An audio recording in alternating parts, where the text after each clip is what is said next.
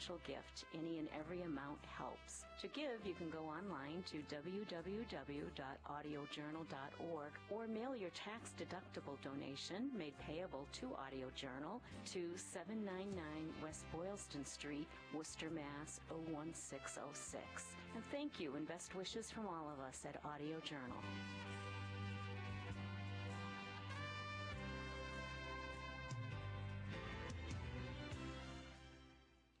Well, that was a pleasant rendition of Silver Bells. And we're coming back with the Barry Gazette. And I'm going to read an article that actually affects me. And it is regarding public health. And it's AHA recommends flu shot for heart disease patients. An annual flu vaccination is inexpensive, easy, and proven to prevent illness and death in people with heart disease. However, almost 1 in 3 patients skip the flu shot, according to preliminary research recently presented at the American Heart Association's Scientific Sessions 2019 in Philadelphia.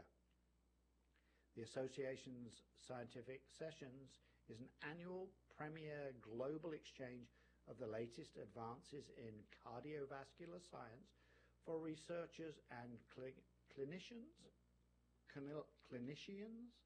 you choose.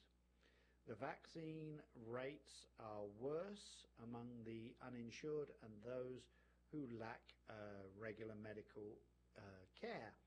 Patients need to be educated about the benefits of the flu vaccination, said lead study author Gautam Rama Harsha Gandhi, MBBS, MPH, and internal medicine resident physician at MedStar Health in Baltimore.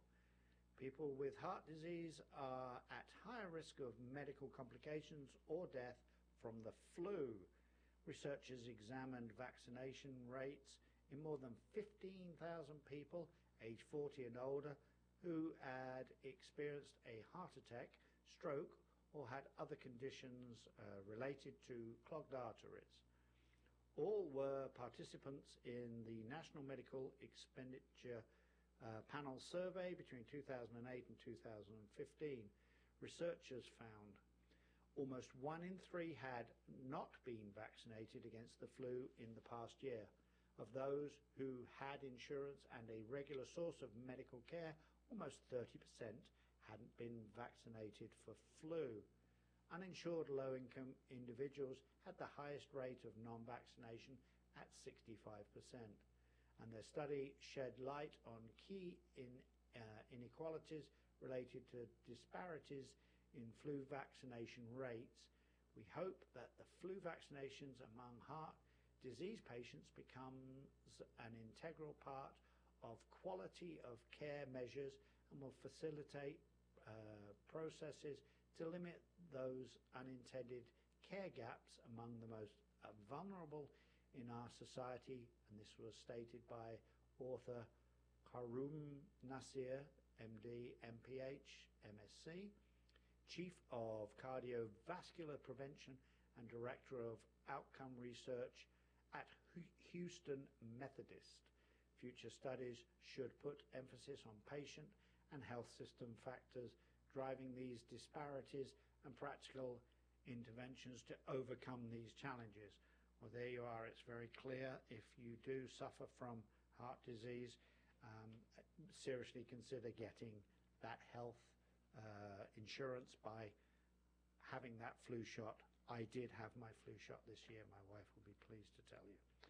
All right, nativity exhibit shared with community, and this is North Brookfield. Special holiday memories were made for Marion and Louis Lasuso from Spencer last Thursday when they attended the annual nativities around the world at the Church of Jesus Christ of Latter-day Saints in North Brookfield. I've heard about this for years and always wanted to go, said first-time attendee Marion Lasuso. It's a very creative and puts you in the spiritual mood for Christmas. Over 400 donated nativities were on display within 5 designated rooms throughout the church. Members of the congregation and residents of the local community generously loaned distinctive sets with unique interpretation of the birth of Jesus on the Christmas holiday. It is a huge effort and involves the time and commitment of a lot of people, event coordinator Linda Carpenter said, who said it continued annually for 2 reasons. Most importantly, there is a desire to focus and help others focus on the real meaning of Christmas and its significance to all of us, stated Carpenter. Secondly, it is wonderful to welcome our friends, neighbors, and community members to enjoy with us. We are blessed to have a building that makes it possible to carry out this event, and we enjoy sharing both the event and building with everyone. From last Thursday through Saturday, everyone who was invited to walk through the interesting exhibit, experiencing the variety of ways this special period of time was depicted. All the stories and many of the songs of Christmas tell you to buy something, Lasuso said. Continuing to marvel at the numerous nativities, there is nothing about when Christ was born in stores. Walking through the White Room was almost mystical. Church volunteer Vivian Acosta explained most of the rooms were either set up by families or groups. The much-loved White Room was decorated and designed by Hardwick resident Gail A. Anderson and her daughters from neighboring towns. I'm interested in getting the Jesus Christ in Christmas, Anderson said, and she took a Not a cent more. So happy holidays. And welcome to the family. Current qualified Silverado lessees can use the Chevy Employee Discount for Everyone to lease this Silverado All-Star for around $279 a month, or get a total value of over $10,700 when you purchase.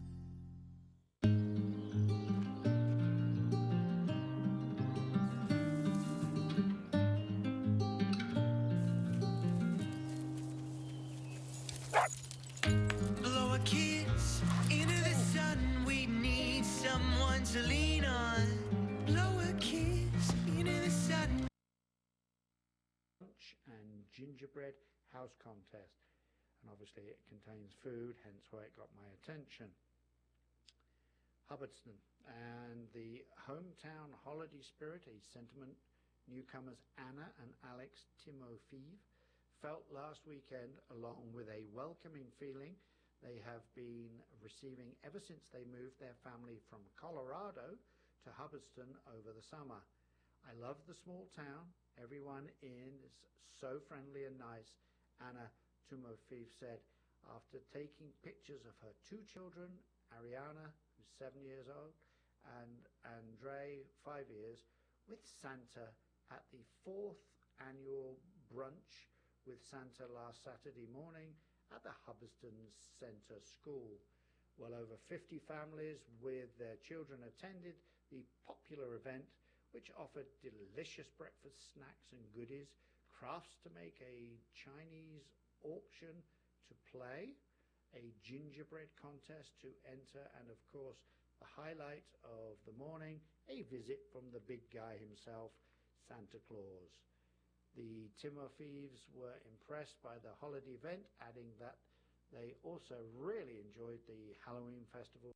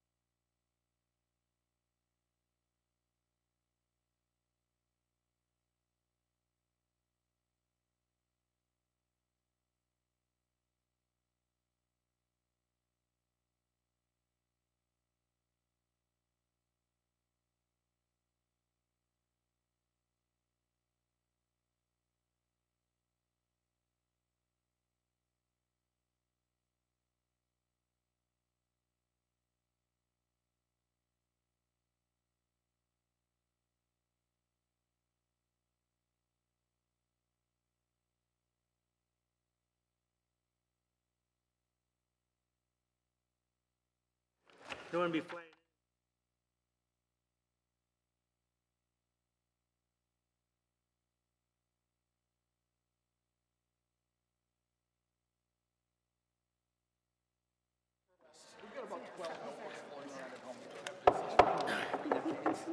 Good evening. Welcome to the Selfridge Town Council meeting on Monday, December 16th, 2019. Please rise for the Pledge of Allegiance. Pledge allegiance to the flag of the United States of America and to the republic for which it stands, one nation, under God, indivisible, with liberty and justice for all.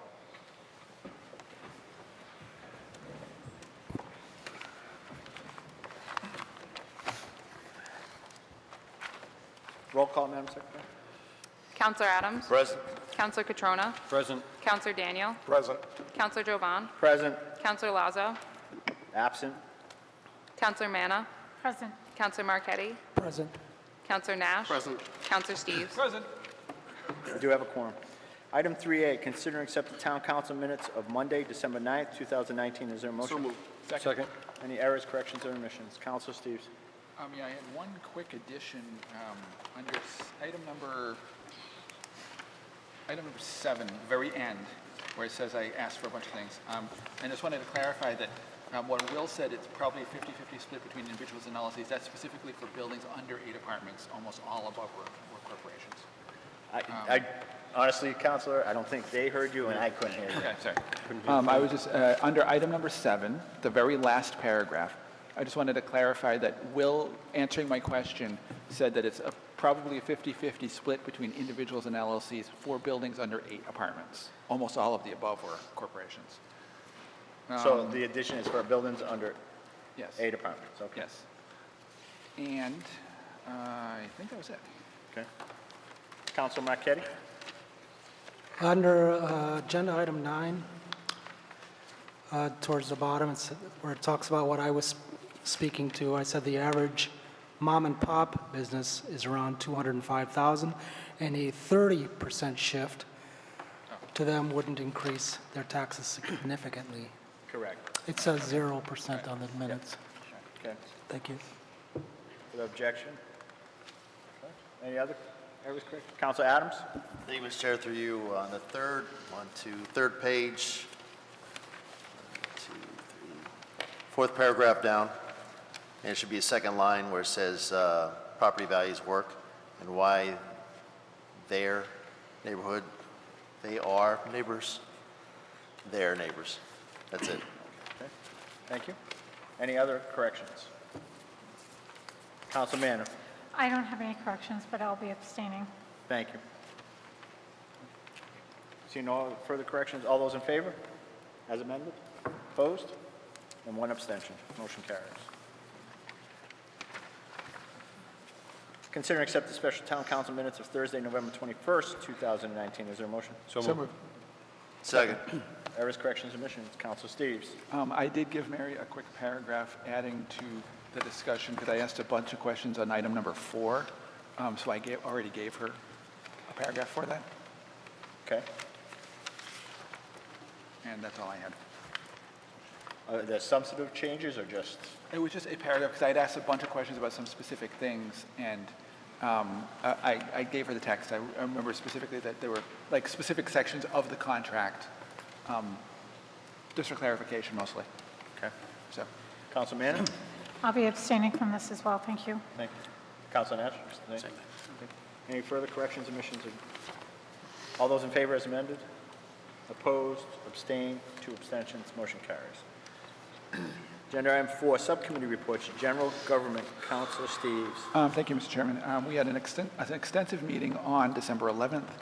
Several of the items are on our agenda coming up this evening.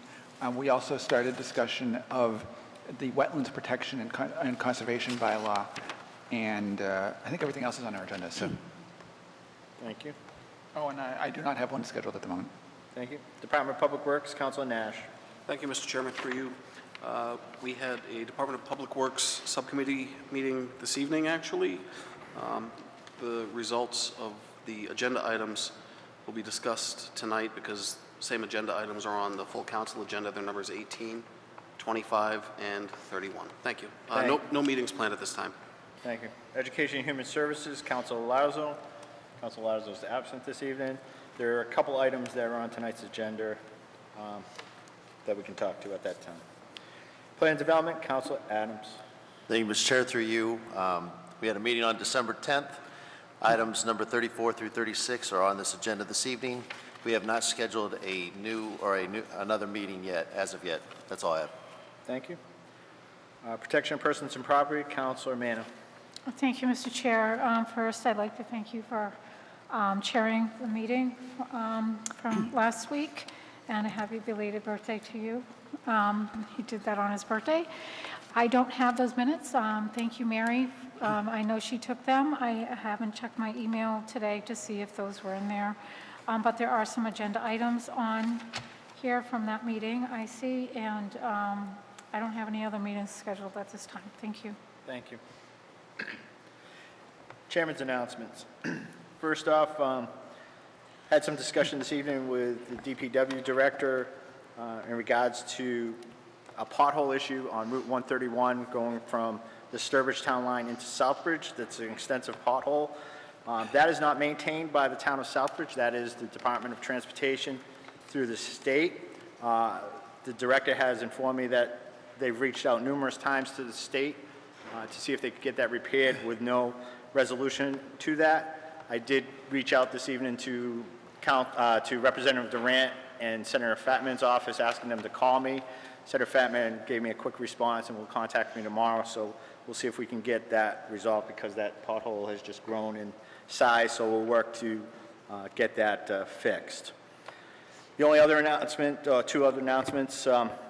First, as we come to a close of 2019, in the first 6 months of this council, I'd like to thank all the councils for the hard work that you have all done and assisted me in moving our agenda forward. I think we've gotten a lot accomplished. We did a lot to work to the marijuana bylaws, host agreements, working to help the Airport Commission for membership this evening, working on grants for the fire department, and we continue to do so.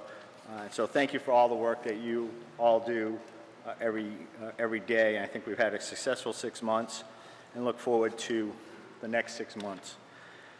We will have a meeting I had not anticipated on having a meeting, but due to some items that have come up, just to finish them up before the end of the year, we will have a meeting Thursday evening at 6 p.m. With about 4 agenda items, as well as an executive session.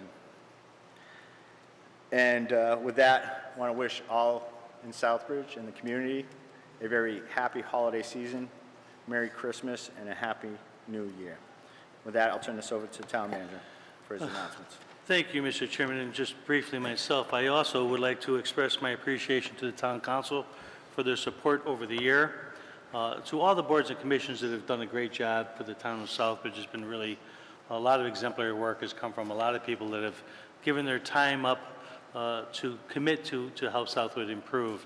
Most of all, though, I want to thank all my staff. We have a great team of employees, both through the department heads and the individual members of all the departments that do a great job on behalf of all the citizens of this town. I want to thank them for their hard work and for the support we get from our citizens. You know, often we look at ourselves, the people involved with the town, but we couldn't do it without the support of the citizens who provide funding for all the town activities. We appreciate their support of this town. And also I want to wish everyone a Merry Christmas, from the members of the council, the boards and commissions, to employees, and to the citizens of Southbridge. I just want to wish them the very best as we celebrate this holiday season. Thank you, Mr. Chairman. Anyone from the audience that wishes to address the council? Oh, that's right. I'm sorry. Chief, you did. I forgot to write it down. The chief did have a presentation this evening. Welcome the chief. He wanted to make a special presentation to a resident on something?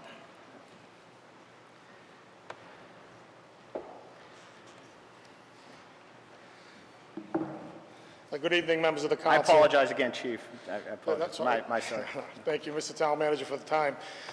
Just real quick, on November 1st, 2019, around 9 o'clock in the morning, we got a report of a incident at a local convenience store where a male subject came in at around 9 and said that he needed some free food. The cashier who was working was a female. She refused the food.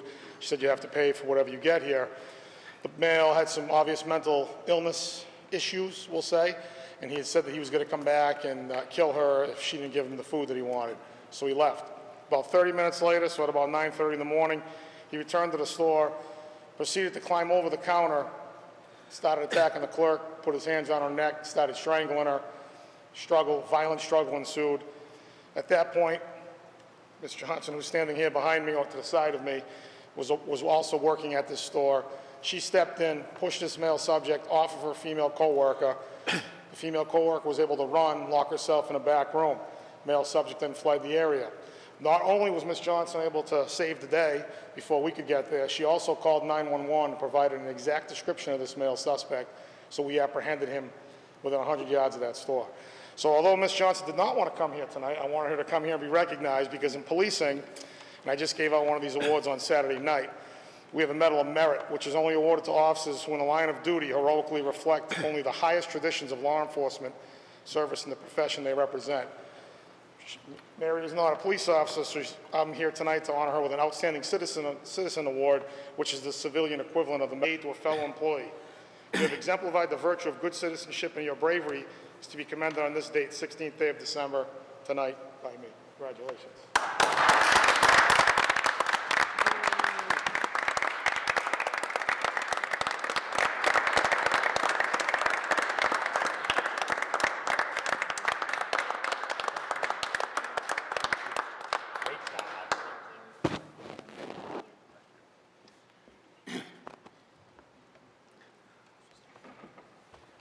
Thank you.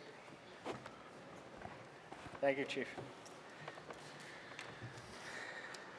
Just want to say, on behalf of the Town Council, Ms. Johnson, we thank you for your actions on that day. It's not often that citizens want to get involved, so your willingness to get involved and potentially save the life of your fellow employees does not go unrecognized, and grateful for the police department to honor you today for those actions that many will just ignore. And I'm sure your colleagues are very grateful for your response. So on behalf of the town of Southbridge, I commend you and congratulate you on a well-done job. Congratulations.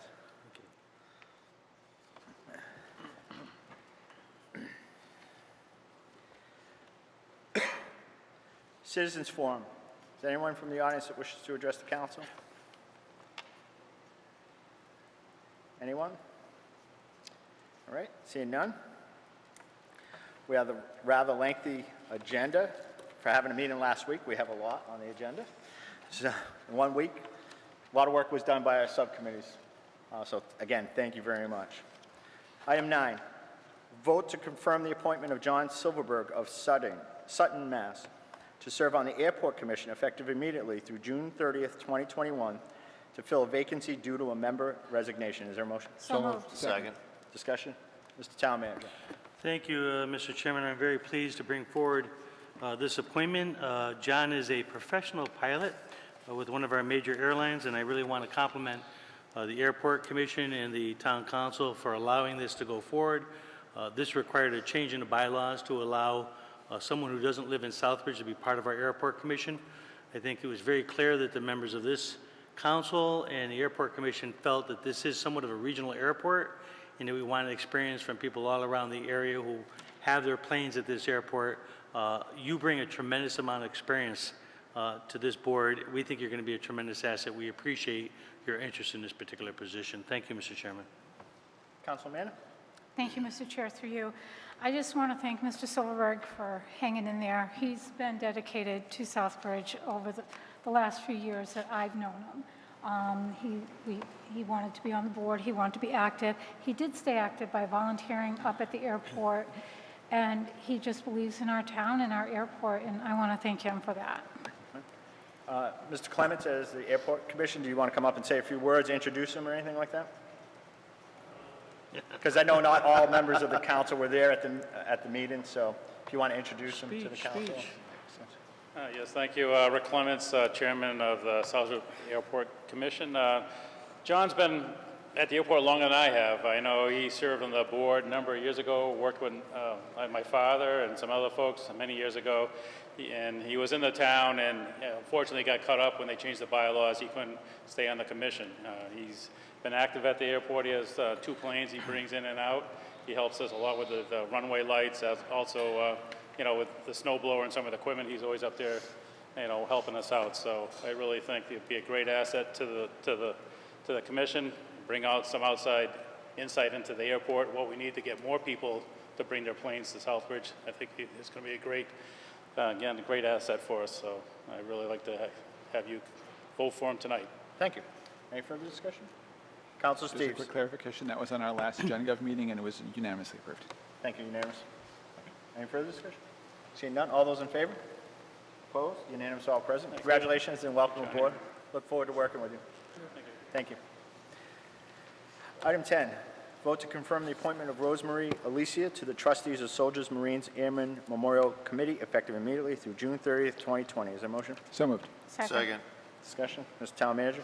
Thank you, Mr. Chairman. I want to first thank Councilor Adams for bringing forward this particular candidate. Rosemary is going to be a tremendous asset. She currently works for the Office of Veteran Affairs. She has a tremendous amount of administrative skills. We think she's going to be a very valuable member to this board, and are looking forward to working with her. I was present at EHS, and this did go through with a favorable recommendation to council. Councilor Adams? Thank you, Mr. Chair. Through you, just want to make an amendment to this. Right after trustees of soldiers, it should be soldiers, Marines, sailors, and Airmen Memorial Committee. I don't know if we have to do an amendment to that or just put it in there. With unanimous Got it. consent, we'll just All add it right. because that is the legal name of it. But I did, first of all, thank you, Mr. Town Manager, for the kind words, but I will say Rose did approach us. We were one person short. Of course, we started this committee last year. We found the bylaws, and it was, we have 3 veterans and 2 non-veterans, and she will make up the 5th member, which she is the non-veteran, but she's worked with veterans for quite some time, and though she's not here tonight, a lot of people knew her. We saw her at the meeting, and I highly recommend her for this position, and I look forward to seeing what the board comes up with here very soon. Thank you. Thank you. Any further discussion? All those in favor? Opposed? Unanimous for all present. Vote to confirm the appointment of Karen Seelig to the Council of Aging effective immediately through June 30th, 2021 to fill a vacancy due to resignation. Is there a motion? So moved. Second. Discussion. Mr. Town Manager? First, again, another great appointment. I'm very comfortable with Karen Seelig. She's owned her own business for 12 years before retiring. She currently still owns a small craft business. And more importantly, she's already involved in Meals on Wheels. If you know that program, it's a program that really helps people who are in great deal of need, not only for meal, but for a quick visit to say hello and show their concern for seniors. So I think she again will be someone who can help our Council on Aging a great deal and will be an asset to the community. Thank you. Any further discussion? Just for clarification, I work with Meals on Wheels, so should I abstain from this in the next 2? Doesn't matter. Doesn't matter. I didn't think it did either, but Nope. just thought I'd just point out just for the record that I work for the company. No. So. Any further discussion? All those in favor? Opposed? Unanimous for all present. Vote to confirm the appointment of Kathleen Grenier to the Council of Aging effective immediately through June 30th, 2022. Is there a motion? So moved. Second. Discussion. Mr. Town Manager? Again, another great asset to our community. She's a nutrition site coordinator for the Tri-Valley Meals on Wheels program. Again, somebody who deals with seniors on a regular basis, who understands their needs and their concerns.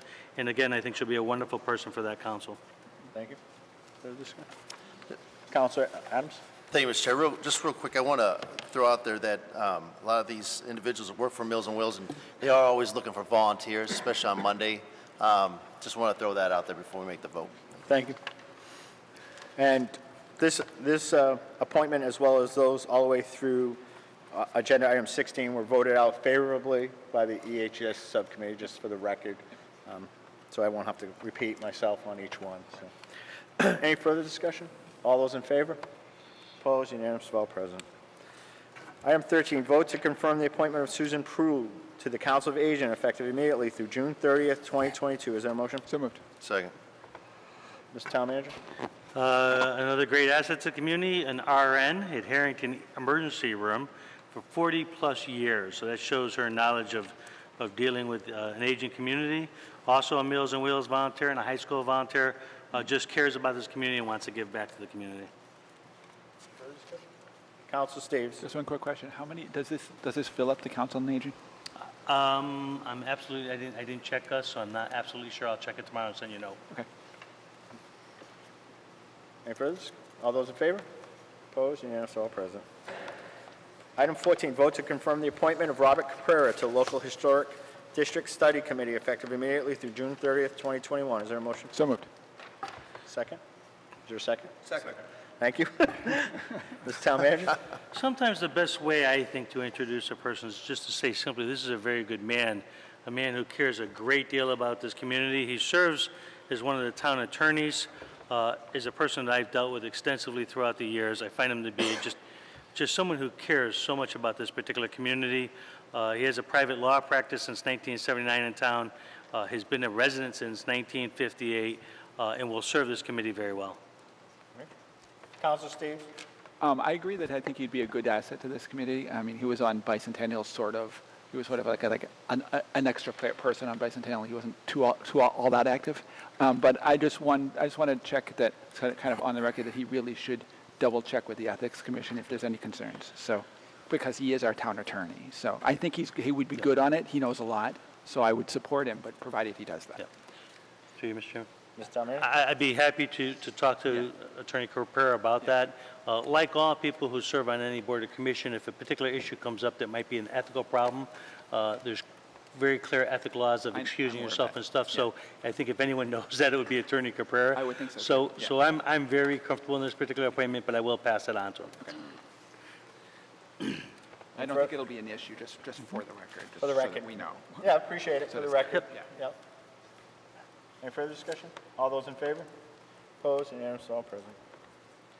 Vote to confirm the appointment of James O'Brien to the Local Historic District Study Committee effective immediately through June 30th, 2021. So moved. Second. Motion is second. Mr. Town Manager. So Jim gave me a long list. I had an opportunity to talk to him. A Bachelor of Arts degree in music performance at Amherst College. He's got a long list of all kinds of education as it relates and employment as it relates to the arts. I think he'll be a tremendous asset, someone, again, who cares about the community. He has served on the Bicentennial Committee, and again, I think he knows a lot about the history of the town and will make a great asset to this particular committee. Further discussion? Okay. And he did serve on the Bicentennial Committee, which was great, as did Ms. Farland.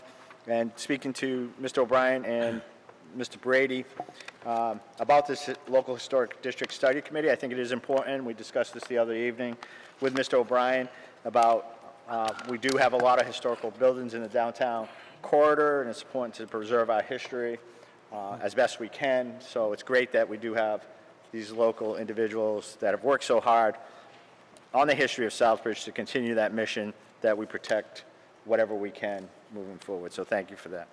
Any further discussion? All those in favor? Opposed? Unanimous, all present. Item 16, vote to confirm the appointment of Francine Farland as an alternate member to the Local Historic District Study Committee effective immediately through June 30th, 2022. Is there a motion? So moved. Second. Mr. Town Manager? Yeah, this is one of our town employees who's been involved in the history of town for quite some time. Served as the secretary of the Bicentennial Committee, a group that, as everyone knows, did a great job in organizing events around our Bicentennial. Again, I think she'll be a great asset to this particular committee. Any further discussion? Seeing none, all those in favor? Opposed? Unanimous, all present. Item 17, vote to accept the fiscal year 2020 Formula Council of Aging grant in the amount of $36,730.39 for the dates of service of July 1st, 2019 through June 30th, 2020. Is there a motion? So moved. Second. Discussion? Any questions of it? I'll Mr. just comment saying this is an annual grant.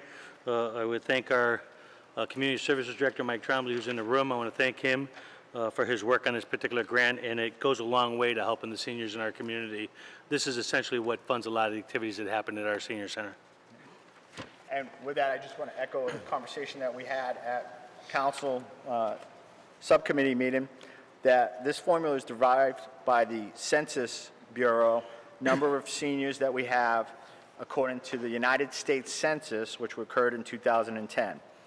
The next census is this year coming up, 2020, so it's important. Anybody out there, please answer your census, because this is one of the items that we rely on data to obtain funding through many grants, federal and local grants. So it's very important that when you get that census, not to just, throw it into the dumpster or not answer the census. Make sure you answer it. If you need any assistance, there is going to be programs set up, I believe, in the library, at the senior center. We'll get those dates out to you. We'll try to get them out on the website and push those things out. But it is important that you answer the census and get that data in to us for these important programs. Because sometimes I think when we had the young lady come before council, or when we met with her, I think it was on average maybe $2,000 per individual, I think it was, possibly throughout the census, not just for this grant, but many grants in the funding formulas. Councilor Steves, did you have a question? Oh, yeah, I just wanted to add that you mentioned the census thing, and for those who are interested, there is a program there's a program on the census at Jacob Edwards Library this Thursday evening. Thursday evening? Thursday evening. Thank you. Any further discussion? All those in favor? Opposed? Unanimous, all present. Thank you, Mike. Item 18, vote to accept the MIIA grant for the purchase of safety equipment for the Department of Public Works and the Fire Department, totaling $9,461. Is there a motion? So Second. Discussion? Mr. Town Manager. I was going to say, if the chairman, does the chairman of the subcommittee want to talk about this? Okay. So this grant, okay. I want to first thank our foreman, operations manager, I think is the appropriate title, Mark Denault, who actually came up through a course that he took. He learned about this grant, and he worked with our fire chief and our deputy fire chief to bring this grant forward. It's obviously for safety equipment, both for DPW and for the fire department, and I think it's a nice asset for them to provide equipment that's needed in both departments. Councilor Nash? Thank you, Mr. Chairman. Through you, just a couple of quick notes. We did discuss this tonight at DPW subcommittee. Favorable recommendation was unanimous, of course. And I'll just point out that some of the items that are listed within the grant, should this be accepted, include PPE for fire department, for Department of Public Works, and then backup cameras for a couple of pumpers for the fire department. Director Blakely and Deputy Chief Joe Hulick went through some of these items and explained it rather well and concisely, which was obviously appreciated. Thank you. And again, just like to thank the DPW director and her staff for reaching out to obtain these grants for items that ensure that they don't go on the town's dollar, that their grant money is out there. So it's always great to, $10,000 is a good amount of money that can go to something else. So thank you for that hard work in seeking out grants. Any further discussion? All those in favor? Opposed? Unanimous, all present. Item 19, vote to approve the transfer of $2,105 from the insurance premium schools account number 094-000-574000-0300 to the insurance property account number 094-000-574000-0000 to cover payment for an MIIA invoice. Is there a motion? So moved. Second. Discussion? Councilor Steves. That came up on the last GenGov meeting. Treasurer Ozowski mentioned that this is typically, that we typically pay the property and liability bills at the start of the fiscal year, but get some new vehicles and then sometimes property changes over the course of the year. So this is basically to cover those things that come on and off the list. This is enough to cover this bill, but not the rest of the year. So if we might end up having to see a transfer coming forward. Any further discussion? It was approved unanimously, by the way. Seeing none, all those in favor? Opposed? Unanimous, all present. Item 20, vote to approve the transfer of $82 from the treasurer collector dues subscription number 001145-573000 to the treasurer collector's mileage in-state travel account number 001145-571000 to reimburse mileage expenses incurred in August of 2019. Is there a motion? So moved. Second. Discussion? Councilor Steves? That was also unanimously approved at GenGov. It's just simply for mileages to their conference in UMass. Okay. Any further discussion? Councilor Nash? Thank you, Mr. Chairman. I do apologize if I wasn't able to make any meeting, but I wonder about the differences in the mileages between the two receipts. Council Steves? Yeah, Melissa said that that's because... Council Steves, Sorry. give it a second to kick in, because I don't think it's kicking in. Melissa said that that's because of the fact that Melissa actually came in from home to here one way, whereas Nee went both ways. Is that correct, Melissa? Anything else? That's correct, right? Thank you.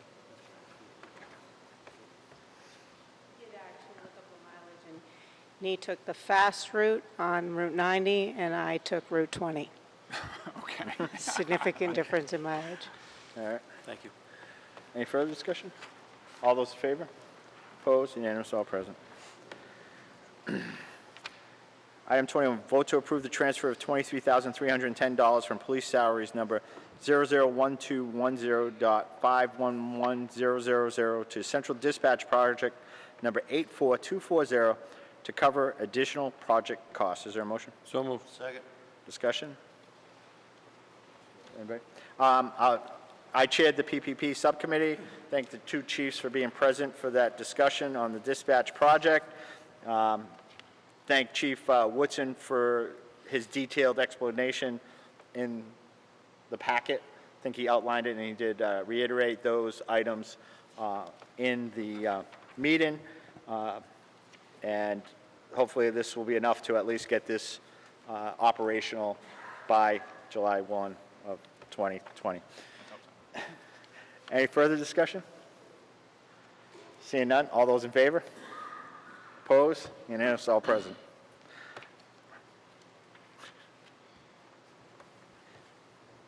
Vote to approve the transfer of $10,000 from police salaries number 001210.511000 to safety patrol supplies number 001210.550300.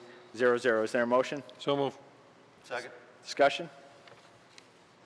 Okay, again, this came before PP Subcommittee, approved favorably. The chief did outline it. Does a lot of training with firearms, auxiliary police officers, and taser units, and we discussed the cost of just the taser training alone and the supplies to supply new batteries. It's great that police department does, and I know the chief is very strong on training, so we appreciate that. So it was voted out favorably. Councilor Marchetti?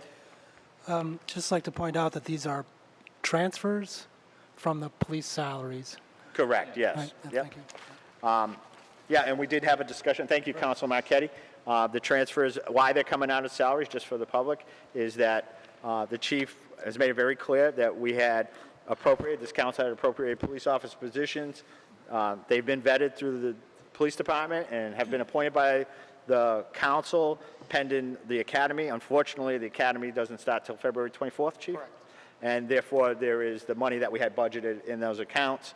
So it's not, it's something that we have to watch for next year because those salaries will be there next year. So it's just money within his budget. Thank you. Councilor Steves? Yeah, I have a quick question specifically regarding tasers. I probably could have, if I had been at the subcommittee, I would have asked this then, but I wasn't there. You might remember recently on NPR there was an extensive show talking about the issue with tasers, and I was just curious, A, how often you've had to use them, and B, if you've had any of the issues that the NPR show was talking about them not working properly. If I could, through you, Mr. Chair, none. It's a great tool. We deploy them, unfortunately, often, but only when we have to. We had an incident a couple nights ago where we deployed one rather than shoot and kill somebody. So it's a great tool, and it's working for our department. This year, there's been a spike in that use. I can't tell you why, but taser cartridges cost a lot of money, batteries cost money, ammunition cost money. Ammunition price just went up, so I'm anticipating a fall qualification and a spring qualification, so this transfer will cover all that. And then you're talking about, when you're referring to ammunition, you're referring to bullets as opposed to taser. Can you? You're referring to bullets as opposed to taser cartridges or whatever. Just a clarification, right? Yes. Okay. No, he did refer that, but that was part of the conversation, was the tasers within that conversation. So it was ammunition for the department, but he does anticipate that there's batteries that go with taser units that have to be, so. Yeah, we had some issues with qualifications this year with some newer auxiliaries and things like that. The more ammunition you use, the more expensive it gets. So this will absolutely get us through to June 30th. Any further questions to the chief? All those in favor? Opposed? Unanimous, all present. Item 23, vote to approve the transfer of $5,000 from police salaries number 001210.51100 to dues subscriptions periodicals number 001210.573000. Is there a motion? So moved. Second. Discussion? All right. Seeing none. It was very gracious to hear that the police department is moving to accreditations. Thank you for that update, Chief. We appreciate it. All the hard work does a very long process, but thank you for working towards that goal. Commend you for that.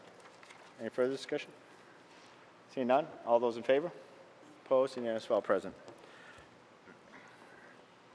Item 24. Vote to approve the transfer of $5,000 from police salaries number 001210.511000 to prisoner maintenance number 001210.558200. Is there a motion? So moved. Second. Discussion? Chief? Council Steve, you have a question, Chief? If I could quickly, Mr. Jovan, I'm excited to talk about this one tonight.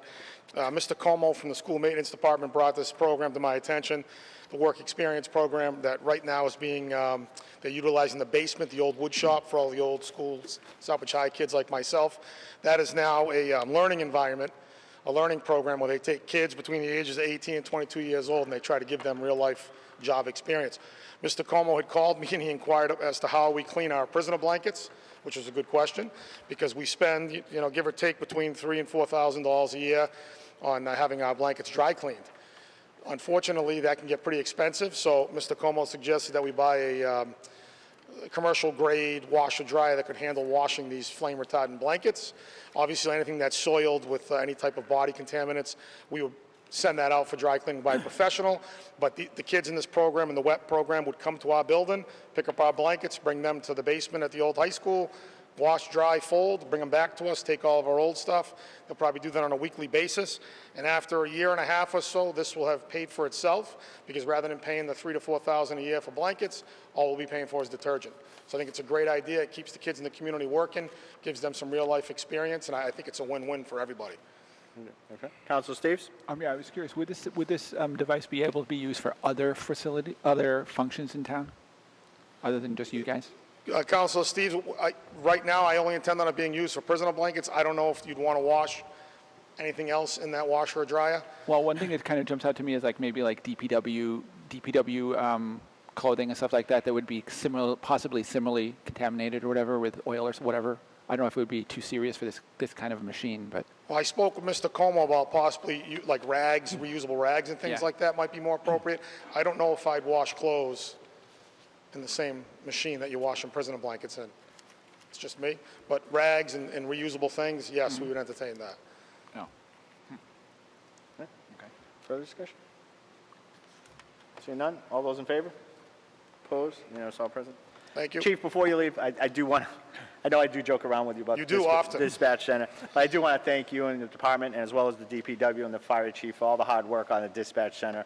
I know we have a little running joke about that, but it has been a long, complicated project, and I know you've had a lot of roadblocks along the way, and I commend you and your staff and everybody that's working hard to get that up and running. So thank you on that. Thank you. And- July of 2022, I'm thinking. Okay, thank you very much.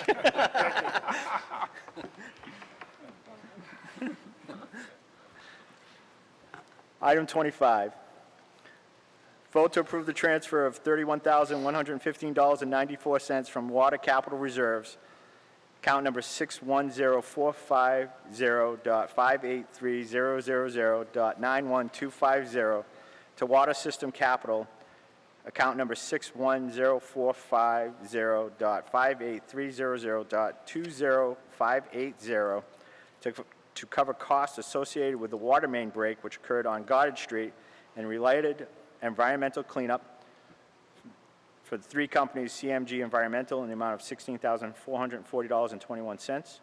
R.H. White in the amount of $7,275.73, and Hydrotech in the amount of $7,400. Is there a motion? Second. You want to go first, or Council Nash? Mr. Town Manager? So I'm going to try to save our DPW director her voice since she's been very sick. I appreciate firstly she's here. I want to compliment, this is obviously in relationship to a water main break that we had on Goddard Street. I believe it actually happened on a Saturday. The DPW director immediately called me on this issue and dealt with it immediately. There was some concern is when they went to fix the water main break, they found some contaminated soil. As the town council knows, we've had this in subcommittee. There's a lot of discussion about the actions that the town had to take in order to remove this soil. This is the cost of that particular project. It's all being paid for, obviously, through the Water Enterprise Fund. I really want to commend DPW staff and the vendors she got involved to deal with this as quickly as they did. I think it was handled very appropriately. She kept the town council and I informed every step of the way throughout this process. And if there's any questions, we can ask the DPW director. But again, I was trying to save a little bit on her ability to speak. Council Nash, you have anything else to add as DPW? Sure, thank you. Just really quickly, obviously this went through with unanimous favorable recommendation.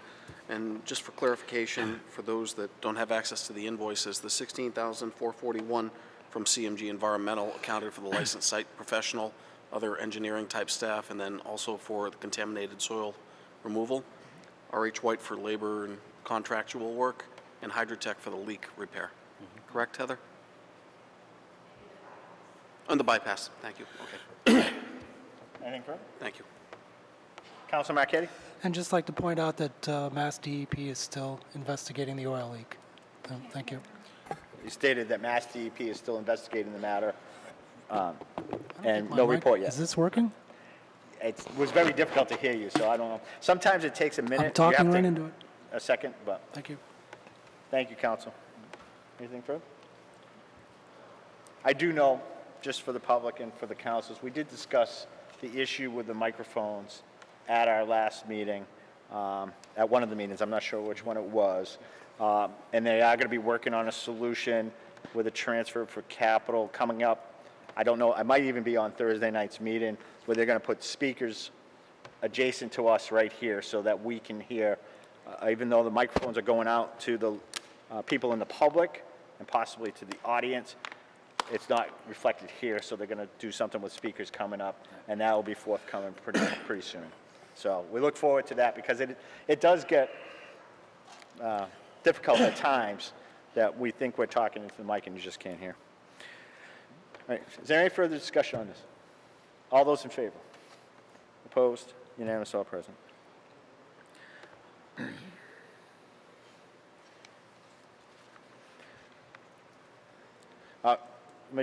I'm going to call for a roll call on this because it's capital expenditure, so let's go with a roll call, please.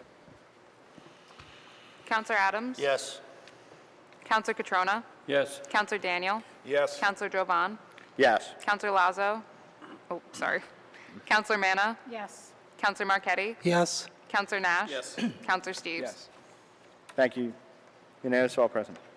Item 26, vote to accept a donation from Hyde Dexter Russell Charitable Foundation in the amount of $2,500 to be used for the Southbridge Holiday Visions Program. Is there a motion? So moved. Second. Discussion? Council Steves? Yeah, that came up at that and the next two items came up as part of Gen Gov, the last meeting. This is a situation where the Hyde Dexter Russell Foundation has donated to Holiday Visions a couple of times over the last several years, and they basically helped fund it pretty much going forward. So this is, in the other two that came up, kind of came up at the last minute, literally with a handwritten note to us in it they were going to do it, which is great. It's always nice to hear people come forward and be able to donate to events in the community, and so thank you very much for doing that, because it's nice to see people out there supporting these kinds of efforts. It was unanimous. So it was a vote approved unanimously with Denise abstaining. So right. Council Marquetti? I'm not opposed to this. I was just curious, why are we voting on this? I mean, this is money going to the Holiday Visions. I'm not opposed to it. I just was curious. I'll let the town manager, but my understanding is we do have an account set up by the town that disperses those funds, so we're a pass-through. So any donation Okay. that comes to the town, All right. and that form has to be accepted by council Thank and then you. dispersed by that group. Am I correct, Mr. Manager? correct. Yep. And again, I'd like to echo, I'd like to thank, I believe this is the 5th generation of the families, and Clements Rawls families approved this donation. So we thank them for making those donations. And a lot of times, I know Ms. Clements says that she doesn't participate in her children's desire to give, and it's really there. And they give to a lot of different, that foundation gives out to a lot of different organizations, not just this. They really do a lot to benefit the town. We thank them for that. Anything further? All those in favor? Opposed? Unanimous, all present. Item 27, vote to accept a donation from Karen Guy Dyer in the amount of $100 to be used for the Southbridge Holiday Visions Program. Is there a motion? So moved. Second. Discussion? Seeing none, all those in favor? Opposed? Unanimous, all present. Item 28, vote to accept a donation from Village Photo in the amount of $50 to be used for the Southbridge Holiday Visions Program. Is there a motion? So moved. Second. Discussion? All those in favor? Opposed? Unanimous, all present. Item 29, vote to approve amendment Schedule 5 to reflect the state's increase on minimum wage effective January 1st, 2020. Is there a motion? So moved. Second. Discussion? Councilor Steves? This was also at GenGov. It was approved unanimously. It affects a handful of the towns and of the town's jobs, library aides and other stuff like that, crossing guards and stuff like that. All of the budget lines currently, they do have enough money to cover these changes. And we discussed this extensively last year at this time when the minimum wage, and we did anticipate it due to the changes in the laws. Yep. Anything further? All those in favor? Opposed? Unanimous, all present. Item 30, vote to declare a 2005 Ford Econo van, VIN number 1FTNS24W85H64726 as surplus, and approve that said vehicle be scrapped. Is there a motion? So moved. Second. Discussion? Mr. Town Manager. Yeah, this was discussed at the Education and Human Services Committee. Councilor Lazo did go out and look at this vehicle to make sure that this should be scrapped. He thought that this was the right motion to bring forward. Him and his committee supported this.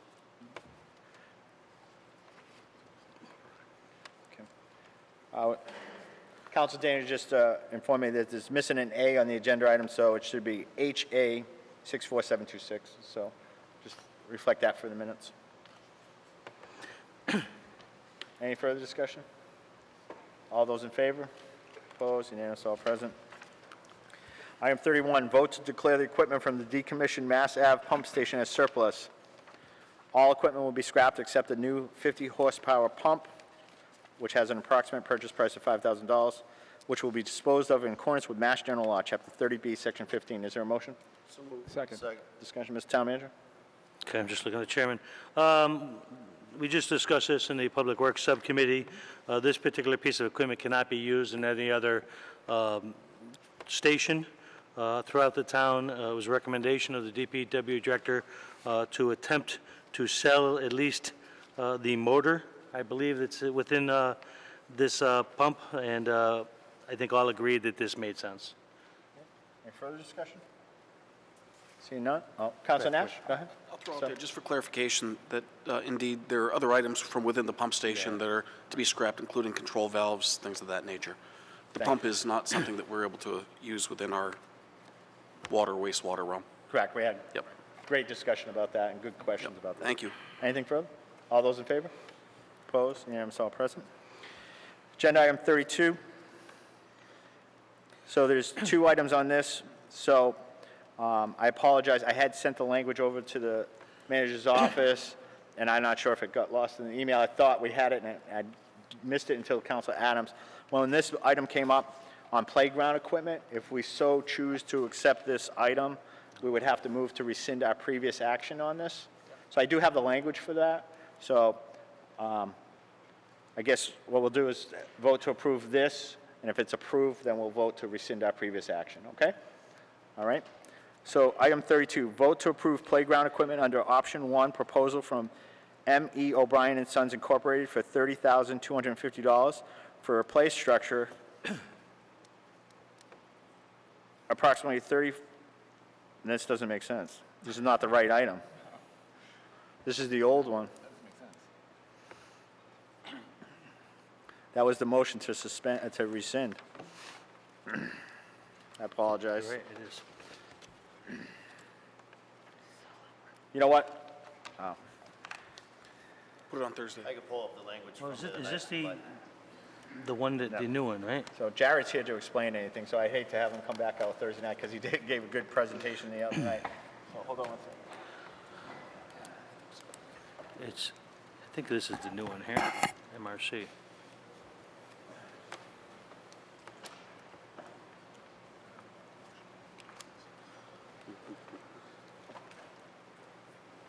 There it is, right?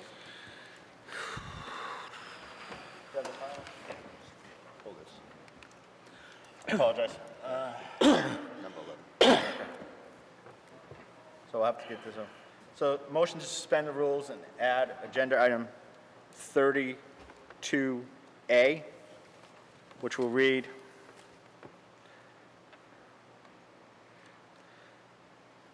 vote to recommend, vote to approve the Henry Street Revitalization Project for the proposal of MRC Recreation for the amount of $39,986.25. Is there a motion? So moved. Second. Suspend the rules to add the motion. All those in favor of suspending the rules and adding that item? Okay, thank you. No, I'm opposed.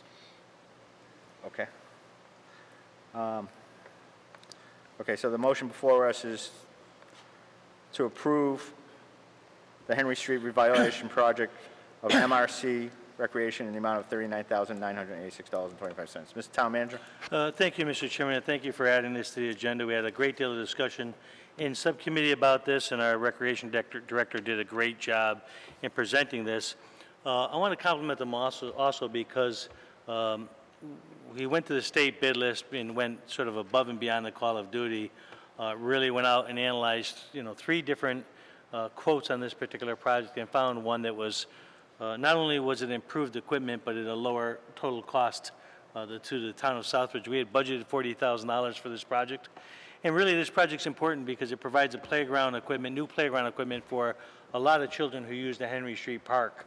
So I think it's going to be a major improvement. And Jared went out of his way to find the best possible cost.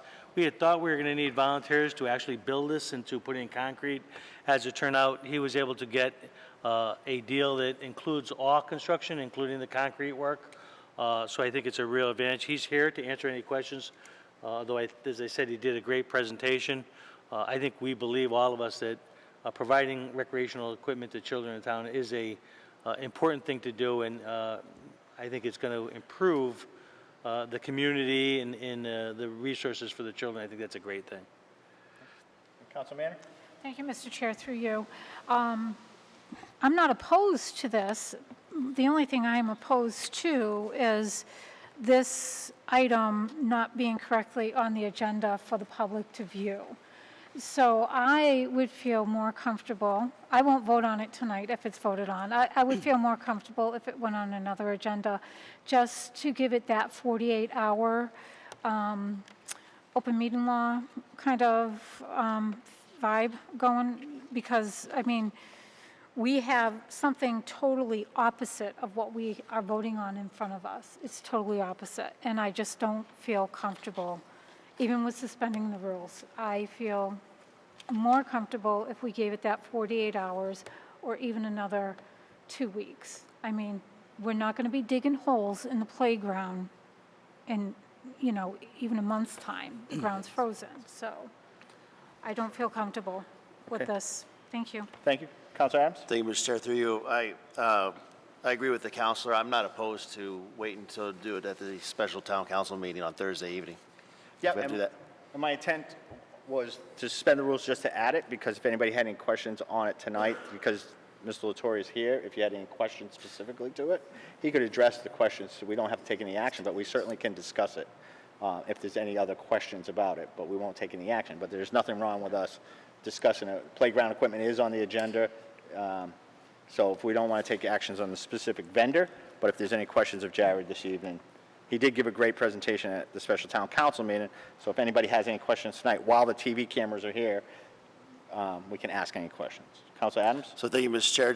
I just want to give kudos to Jared as well. I don't see a need for him coming back on Thursday. I know the town manager can probably give a good brief on the whole situation and why it possibly could be changing, but from our last vote. But I agree. You know, he did a great job, and I hate to have him come all the way out here and then have to come back on Thursday evening and do the same thing. And hopefully we get it right. Yep. Mr. Town Manager? So just to be clear, because I want everybody to understand this, particularly the public that's watching us, back a number of months ago, the town council voted to approve $40,000 for new playground equipment for the Henry Street Park. We had a vendor in mind. We had went out and got a quote from a quality vendor. It was close to 40 grand, but it did not include the concrete work and some other things. Jared, after that, went out and actually got some more quotes off of the state bid list. So all we're really doing tonight is, we had gave you a picture of what the playground would look like under the original proposal. Since we went and changed what the equipment would look like, we wanted to bring it back before council so they could see the change in the equipment design. But the benefit was the design hardly changed at all. It might have even changed for the benefit and a lower cost. So it's really good news for the citizens that we're going to get, we believe, more playground for a lower cost. So town council did have an opportunity to review the original proposal. Then Jared did a presentation of the 3 different options. And it really was important to try to compare apples to apples because the equipment is somewhat different. So we wanted you to see what the different proposals were, what was the quality, and why was Jared making a recommendation of the one that he picked. So that's what we're doing, voting tonight. We essentially had kind of already voted for this. It's just a matter of letting the public know it changed a little bit in terms of design. So just so people understand it, it's been something that has been discussed, and here we are again. I partially agree with your summation there. This is a major change because we're going to a whole different vendor. Yep. So it's a substantial change, not just a change in scope of the project. So I'll entertain a motion to postpone till December 19th. So moved. Second. All those in favor of postponement? Unanimous, all present. I have moved 32 to make that 32B, so take a motion to take no action on that because we've already approved it, so it's on the agenda. We'll take no action. All those in favor of taking no action? That's, Councilman Marquetti, probably last. The agenda item that we have, 32, we've already taken action on it, so it's on our agenda, so we're not going to take any action. So the motion is to take no action on that item, okay? All those in favor of no action? Opposed? Unanimous, all present. I'll make sure that I get with Yvonne that over to her. I'll send her an email tonight to make sure we have it correct. Item 33. Vote to ratify the host community agreement between the town of Southbridge and Green Meadows Farm LLC regarding the siting of a medical and adult use cultivation manufacturing facility in the town of Southbridge at 64 Mill Street, Assessors Map 34, Parcel 146. Is there a motion? So moved. Second. Discussion, Mr. Town Manager. Thank you. I'm going to have our Economic Development Director talk more about this, or our planner, but I want to set something on the record for clarity. This contract, or this host agreement, was something that was negotiated between the town of Southbridge and Green Meadows to negotiate this. And this was a little unique, and I want to put that uniqueness on the table and on the public record for a specific reason. The state, under its law, and the Cannabis Control Commission, basically work this as a 3% impact fee that's allowed on these type of projects on gross revenue. Now, because this is a cultivation company that's going to be providing that product to a retailer, it's very, very difficult to establish what gross revenue might be. We worked very hard, the two parties, the town and Green Meadows, to establish a formula or a way to calculate what we believe is what we'd be describing as gross revenue. We reached out to the Cannabis Control Commission, who politely told us that it's up for the town to decide, and there's no set requirement for how this is done. What we're told by the town attorney in this particular issue is to make sure that it was clear and on the record that both parties agreed to how we made this definition. We believe it's within the 3% of the gross revenue number.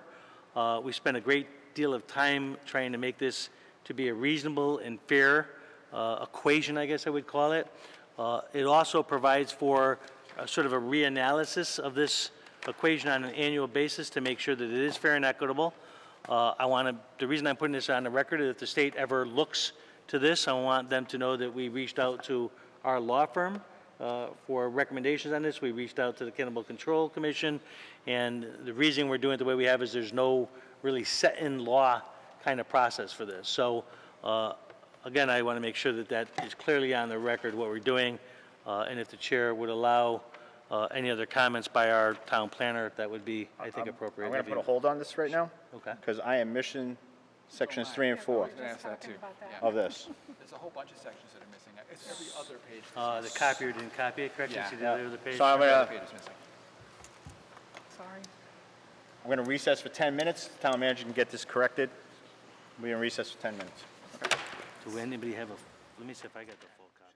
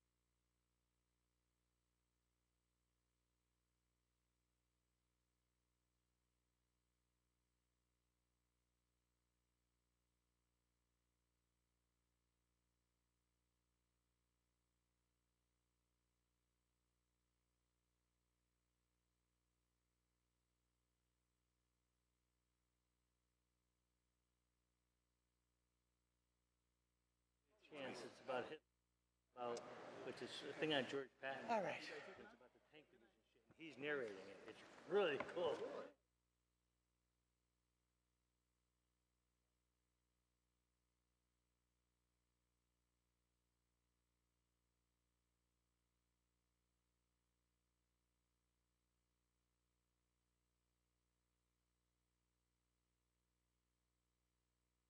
Younger days, but it's pretty cool to watch. Wait.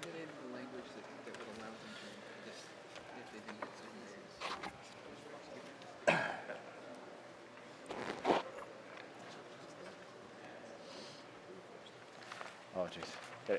Got to edit that out. Okay. So, call the meeting back to order. Mr. Town Manager? Mr. Chairman, just because, again, this is something a little bit unique in the way we disagreement. So I've asked Mr. Patton, who represents Green Meadows, just to come up and comment on the gross revenue piece, because I clearly want to have it on the record for if anyone questions this process in the future, I want to make sure it's documented on both sides. I want to say that one of the things, because of host agreements that are being looked at throughout the state, and so there's been some bad things happening in some other communities, we want to make it clear that there's no pressure being given to Green Meadows. This has really been a real partnership in this, and it is, a mutually beneficial relationship. And what they're agreeing to, frankly, the wording of that piece of the agreement actually came from them. So we want to make sure that it is understood that. So if you don't mind, I'd like to have Bob come up and just speak to that quickly so it's on the record. Okay. Mr. Patton, welcome again. I'm Bob Patton, CEO of Green Meadows Farm of 64 Mill Street here in Southbridge. And I do want to always thank the council for having us here and for receiving our application and for receiving our business into town. And indeed, as the town manager, San Angelo, has said, we worked full cooperation with the town to devise the proper language to make sure, as we believe strongly, and the town deservedly believes, that the town can capture its 3% of the wholesale intra-company revenue from our wholesale capacity at 64 Mill Street. We are completely concurrent with how it's been worked out. We look forward to revisiting it each year just to make sure it's fair on all parties. Again, totally mutually agreed upon and grateful that we've come to good terms and very happy to be so. Okay? Thank you very much. Okay. Any questions, comments? Councilor Steves? Yeah, we discussed this at length at the last GenGov meeting and several other meetings before that. A couple of details that came out where we were talking about is, first off, the biggest changes are obviously in the section under Section 2, where they put in the calculations of how we're doing intra-company gross revenue, which is, just for clarification, is being treated as though it were 40% of the product's retail price sold to the public, so that it ends up being 1.2% of what would be the 3% ends up being 1.2% internally. However, they'll be paying 3% of those if they're actually selling it to some other company. And there were a couple of other minor changes in here, like the change of the title for section number 3 to annual charitable nonprofit contributions. We had originally, back in a previous session, we had talked about eliminating language that would allow for them to take a slight cut if they didn't get 7 days. That got eliminated, so that it's 3% across the board, regardless of how often they're open. And I know the planning board had no issues with them being open 7 days anyway. And I know during the course of the discussion, we talked a little bit about traffic and stuff like that, and traffic studies, and doing Councilor Marchetti had specifically talked about doing an impact study in the neighborhood. And I guess that was, if I'm not mistaken, that was done as part of the planning board process anyway. Although I haven't seen it. Let's see, we talked a little bit about them doing security 24/7. Although technically it's not required, they're probably going to start with having somebody, an actual watchman on the property, at least for 24/7 for a while, just to see how things work. And if it ends up being necessary, they'll keep it. If not, they won't. But they also have cameras monitoring the facility all the time, which is legally required by CCC rules anyway. And the police will have access to those videos whenever they need them. They also have backup generators that can control their critical systems and what they call the checkerboard for the grow lights, so that the grow lights don't consume the entire facility's generator system, so that security cameras and stuff like that can still run. Let's see, the other issues that came up were when they were talking about the percentage of their sales to third parties. Bob mentioned that the priority is their own stores. They might end up selling, but they don't know at this point, to third parties. Let's see. They plan on revisiting the ideas that between us and them, we'll revisit the calculations annually, so that to make sure that they're balanced and that they're working right for both of us. And it was unanimously approved after extensive discussion. So. All set, Council? Yeah, I think so. Council Mann? Thank you, Mr. Chair, through you. I did not make that meeting. I do apologize. But I guess I would have just brought up once again my concern with the smell of the marijuana. Tell me all you want that it's not going to smell. It is going to smell. It smells down there now, and that they have hemp. So I'm not saying you have hemp, somebody else, but I'm really concerned about that and the impact that it's going to have on the other businesses, or maybe even in the neighborhood. I know I'm just driving on the Mass Pike. I go by, I don't know if they have to be inside facilities, but there's one certain part of the Mass Pike, kind of near Framingham and Westboro there, that just like reeks of marijuana. And if you're going to tell me, and that's every night, so if you're going to tell me that there's no smell, there's going to be a smell. So I'm just really concerned about the odor control for this, especially in such an old building. So, thank you. Mr. Town Manager? I don't know that I can completely alleviate your concerns, but I did want you to know there was a great deal of discussion over this in subcommittee, because it is a concern already over at that facility with the the hemp. I'm looking for the appropriate name for that. But they assured us that they were going to have better air handler controllers that would reduce the smell, and they feel that it'll be a huge difference compared to what's actually there. But the proof is in the pudding, so we'll have to wait and see as we deal with it. But they tell us they're going to great lengths to control that. Thank you.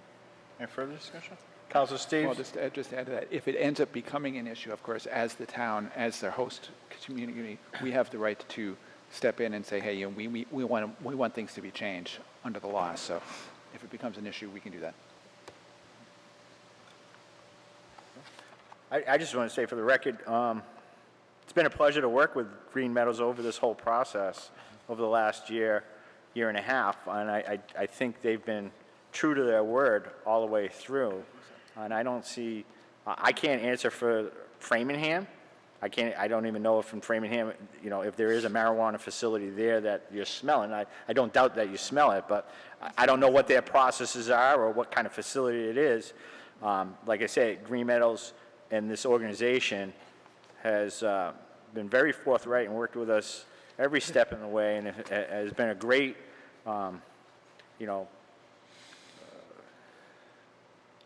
I don't see anything that I wouldn't take them at their word at this time. They're very thorough in their working with us and our dealings with us. And the proof is in the pudding, and we'll see, and we'll hold them to it. But I don't see anything that would concern me that they wouldn't live up to the expectations that the town of Southbridge puts out to them in the planning process. Council Manor? Thank you, Mr. Chair, through you. I do agree. They have been a pleasure to work with, and they've been very honest and open, and they work very well with the community. I mean, and they can promise us the moon that it's not going to smell. I mean, but there's going to be some type of smell, and that's just and I know they're going to do everything in their power, and it's bad enough we have to smell the sewage. I mean, now we're going to smell the sewage of marijuana, I mean? So that's all. I'd rather smell the marijuana. Councilor Adams? Thank you, Mr. Chair, through you. Just a caveat, we've done 3 host agreements with this company and kind of set the standard of where we're going to go from at this point in time if any other companies come out here to hopefully open up a business out here. So I do want to thank them for everything that they've done. I have looked at a lot of host agreements, and I said this during the subcommittee meeting, that there are other areas, other host agreements that we saw that some were very extravagant, over the top, and then there were some that surprised me because they didn't feel like there was an impact, which I believe there is on the town. So I just want to thank the company, the town council, the citizens, because this is a touchy subject all the way through, and those that, I just want to thank everybody that's up here for listening and moving this thing along, what they felt was right. So thank you very much. Okay. Anything further? Seeing none. Roll call, Madam Secretary. Counselor Catrona? Yes. Counselor Daniel? Yes. Counselor Jovan? Yes. Counselor Manna? Yes. Counselor Marquetti? Yes. Counselor Nash? Yes. Counselor Steves? Yes. Counselor Adams? Yes. Motion carries. Thank you. Look forward to working with you again throughout this process, and wish you a happy holidays and happy New Year. Thank you. Item 34, vote to approve submitting an application under the state's 43D streamlined permitting program to designate the 4 parcels of the Southbridge Innovation Center as a priority development. Is there a motion? So moved. Second. Discussion? Oh, well, I'll Councilor throw out there, it was voted 5-0 in favor of. I'm not sure if the town manager wants to talk about this, or Rosemary, as far as the streamlining these 4 properties. Thank you. I'll comment briefly. I mean, one of the things that we do, this obviously takes a particular piece of property and designates in a way that allows some advantages for the state, particularly site location type of activities. But it really is important that we streamline. When someone comes to the town, a business in particular comes to the town looking for support of the town, looking to go through a process, we have set up a streamlined process where I have all different department heads, be it the building department, planning, economic development, health department, all working together to make sure that customers don't do the runaround and have to go to 5 different departments. So that's part of this, and I'll let Rosemary get into the more details. Rosemary? Yes, so this program has been around probably somewhere around 15 years or so. It's a program that was developed to change the perception in Massachusetts that we were very difficult, that we were not business friendly, and to help the communities that weren't. Rosemary, can you move the Sorry. microphone? Thank you. And to help the communities that were not doing permitting in a streamlined way to start doing that. So there were actually grants at one time, and it would pay for things like permitting software. It would pay for, the costs that the town might incur to hire someone who could be the point person if they didn't have enough personnel for permitting. But those grants no longer exist. However, the benefit of the town submitting these 4 parcels as a priority development site under this program is that this site will now be listed on a number of inventories for the state, different state agencies, so that it would be by making this designation that we will render a decision, yes or no, on permitting within 180 days of receiving a complete application from whoever the developer is or the applicant. Now, we certainly do render a decision within 180 days. And we have all of the things in place that are required, which is a permitting checklist, a person who is the point person for the permitting. There's a few others that are listed on that application, but they're all in place. So we're not making a promise that we can't keep. It also, there is a quasi-public agency that helps to market sites in the state. They're called Mass Econ, and developers go to them. They're used specifically in Massachusetts, and so they get a list of all the sites that have been designated by the individual communities.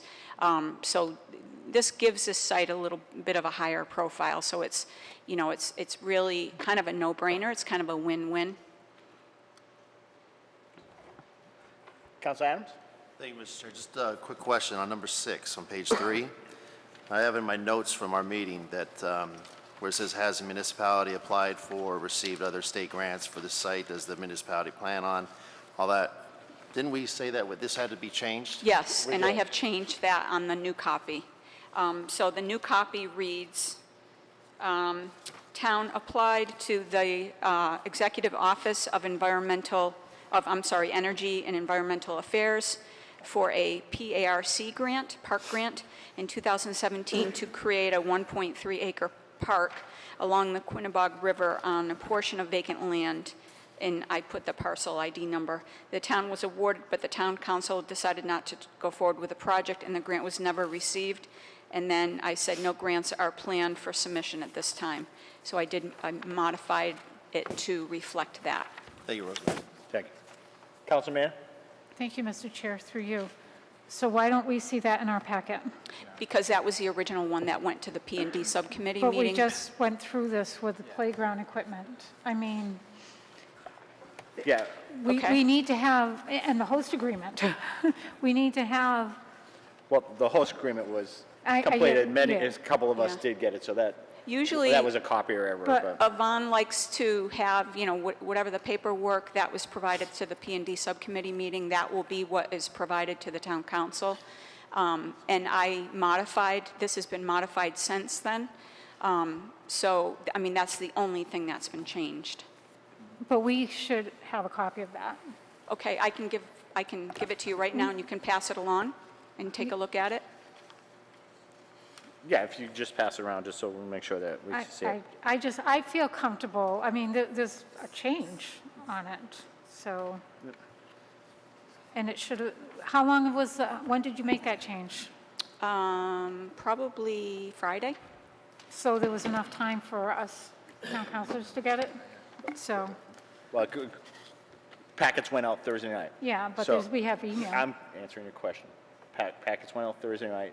Perhaps they could have gone out in an email. So,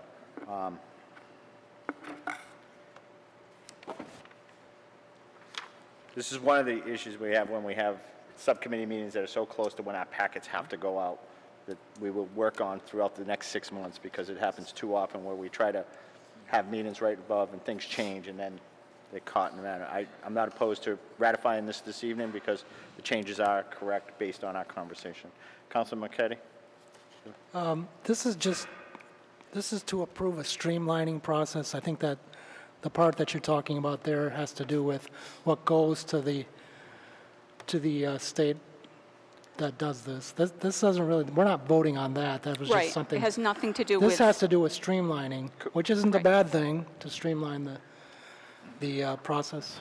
Thank you. It's part of the background information about the site. And, Correct. It's kind of a moot point because we didn't even, we never actually received the grant funds. Councilor Steves?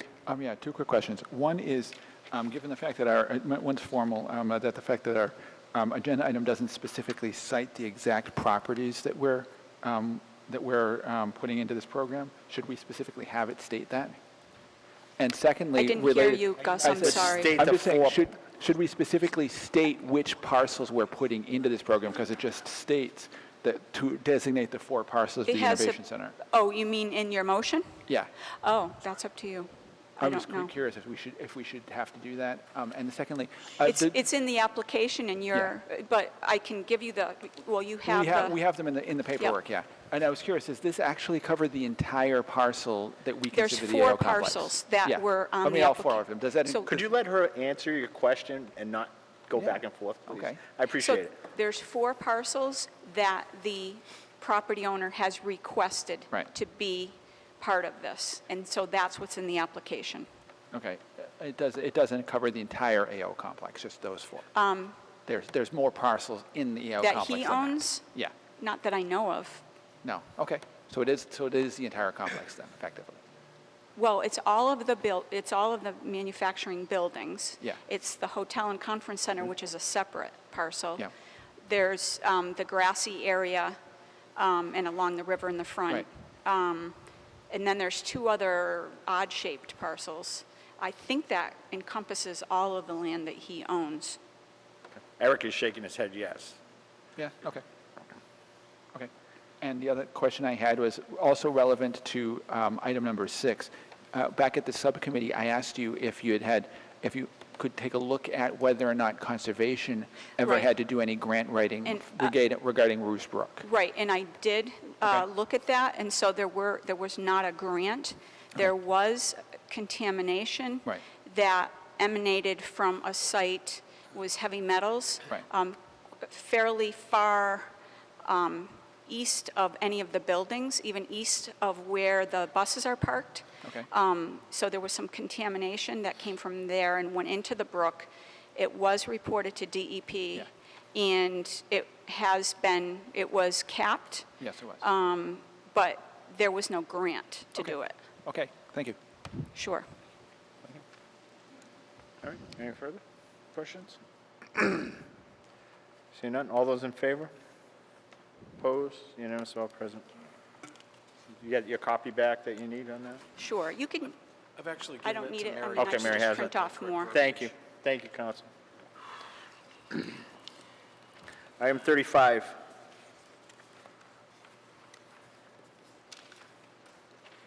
Vote to approve an amendment to the extended contract with Nunes Company to May 31st, 2020 to complete Phase 2 of the Central Street parking lot upgrade project. Is there a motion?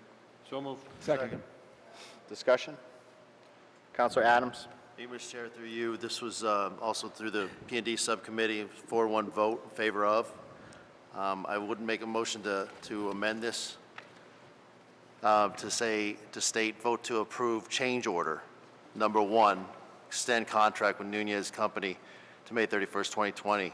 Complete Phase 2 of the Central Street parking lot upgrade project. And I say that because that is what we voted on, what we recommended. And that was reflected too. That's all I have. Thank you.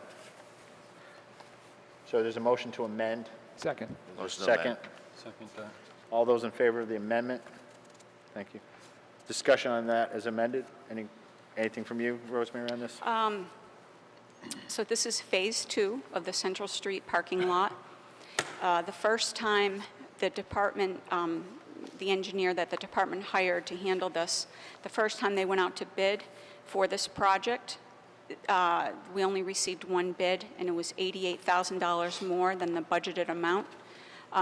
So GCG, the engineering firm, strategized with the CDBG coordinator and myself and decided to pull out, make that one phase into 2 phases to separate out kind of like elements because he thought that we'd have a better chance of having more bids and more reasonable bids.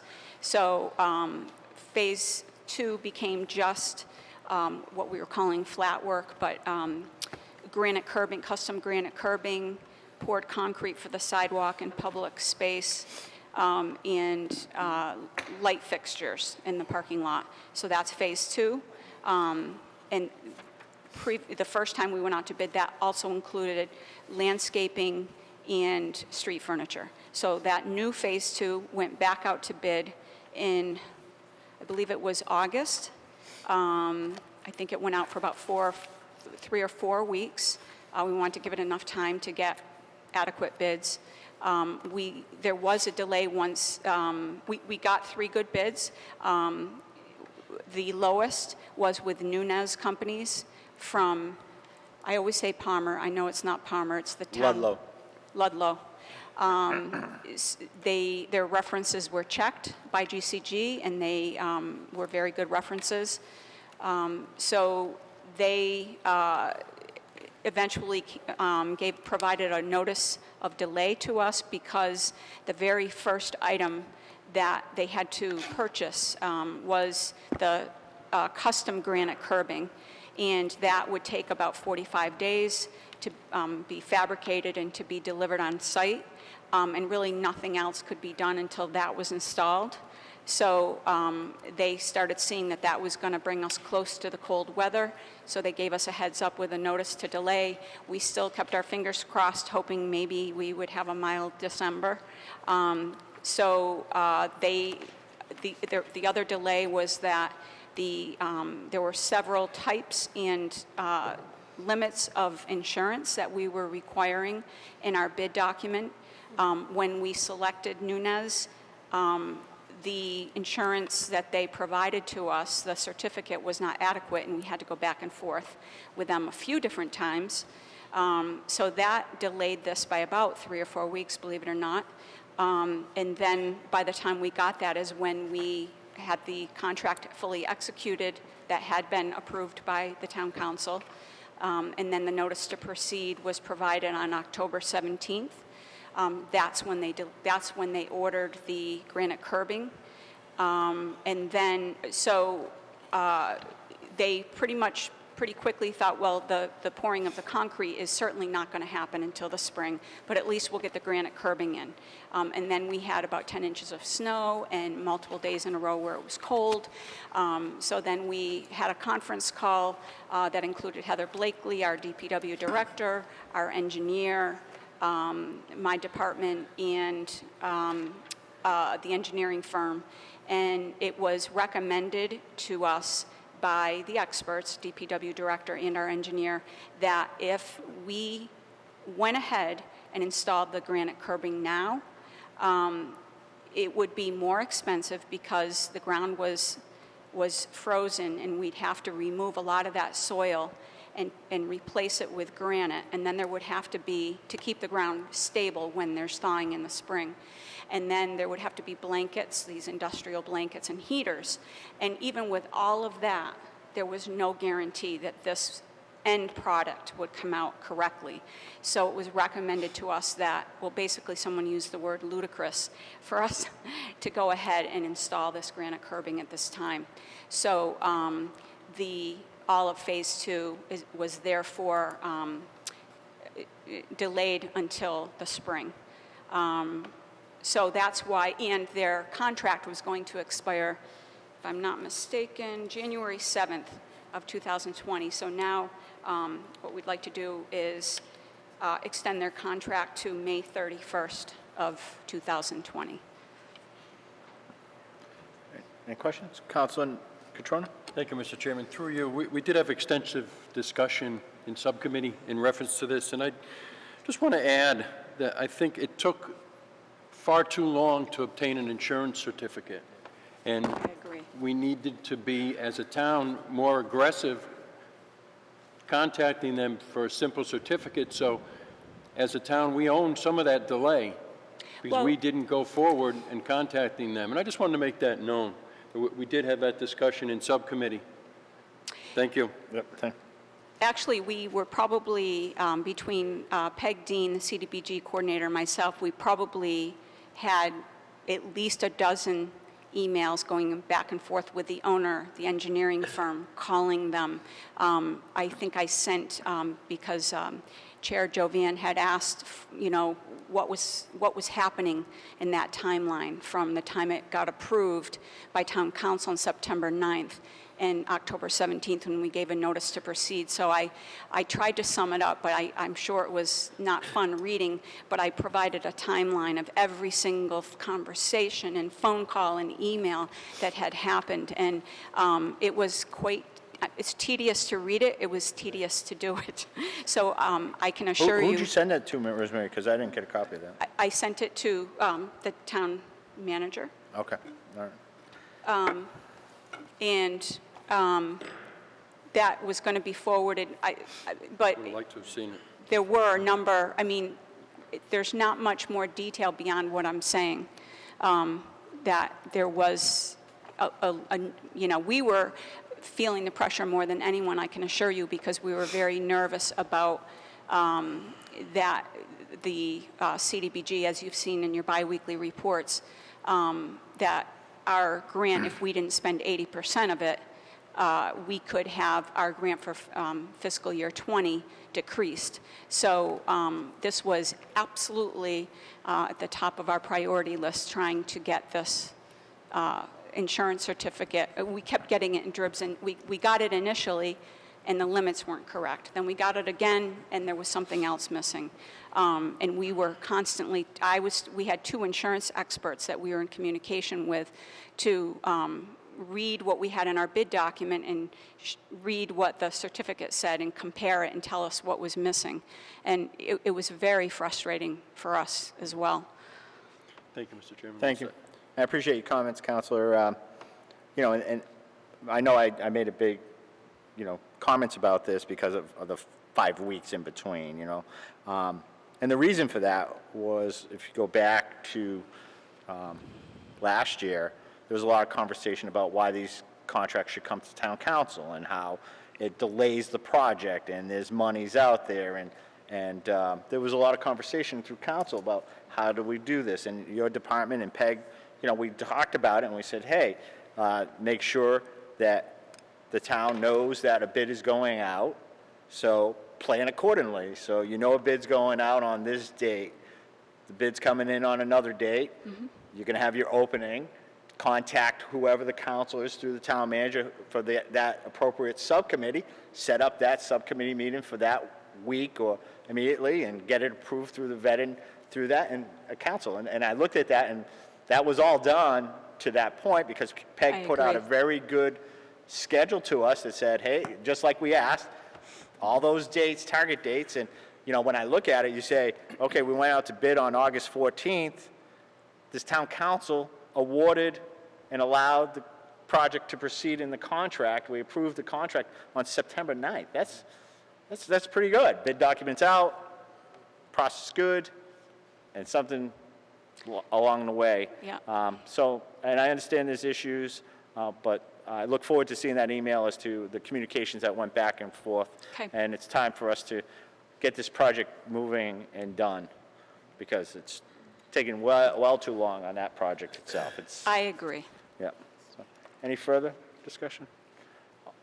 All those in favor as amended? Opposed? Unanimous, all present. Thank you. Vote to ratify the agreement between the town and Pablo Santiago for a deferred payment loan of $29,100 under the CDBG Commercial Rehabilitation Program. Is there a motion? So move. Second. Discussion? Council Adams? Just, thank you, Mr. Chair, through you. Again, this went through the Subcommittee Planning and Development, 4-1 in favor of. And I'll let Town Manager speak on this. Town Manager? I mean, I could speak on this, but I'm going to defer to you on this. Well, Rosemary, you've been working on this and you have more details, so I'm going to have you go forward with it. Okay, so this was part of the FY18 CDBG grant that came before the town council. It was one of the activities that we applied for. We applied for $44,000 out of $825,000. So you can see it was a small portion of the overall grant. So this, the way this is handled is we solicit the, business owners, commercial building owners within the slum and blight target areas, and we explain the program and we ask if if individuals are interested in applying. So this particular application came from Pablo Santiago, who is the owner of 44 Hamilton Street. He applied for facade improvement. That building, especially in light of all of the improvements being done on the parking lot behind it, you could almost say that there are two facades, one that faces the parking lot and one that faces the street, and then the two sides are, pretty prominent, pretty visible as well. So a architect design person looked at that building and came up with a design and a budget for what it would cost. And Peg Dean went out to get 3 bids, didn't receive any. Within a couple of days after the deadline, another bid was received. She consulted with the Attorney General to see if it was okay to accept that bid, and they said it was, since we hadn't received any other bid, and it was within the amount of money that we had. So what you have before you is the agreement between the town and Pablo Santiago, and this is really a loan agreement, so it's a deferred payment loan. So if you look at the section of it where it speaks, basically, it states that for every year that that business stays there, more of the loan will be forgiven. And the bid that was received, that individual, which I believe you have part of that as well, that agreement will be between Pablo, the owner of the building, and that contractor. And the way the payments will be made, and that's, I don't know if you saw, if this was, I think, I did send additional materials on this that hopefully Yvonne did get to you. It's attachment B, payment procedure and schedule, because I know that there are concerns, as there should be, about grant money being paid and work not getting done. But the way this works is, so first of all, the owner of the building is responsible for 25% of this, and the grant will pay for 75%, and that's how the program has worked in this department for the last several years. So what happens is the property owner provides 25% of the project cost up front, and our department sets up an escrow account that's used for, to supplement the payments that are made to the contractor. The contractor notifies the town when approximately 50% of the work is done. And then our inspector will go out and take a look at it and report back to us. And if it is done, if all the work that they're indicating is done, we will pay for that work. And then when it's 90, and each time there will be money taken out of the escrow account, so that all the way through, the owner of the building is paying 25% of this. And then the next time would be the 90% point. It gets inspected again, we pay the appropriate amount, and then the completion, again, the inspector will look at it to make sure it's all completed, and then hopefully we'll close it out, and it will be a much nicer looking building on that corner.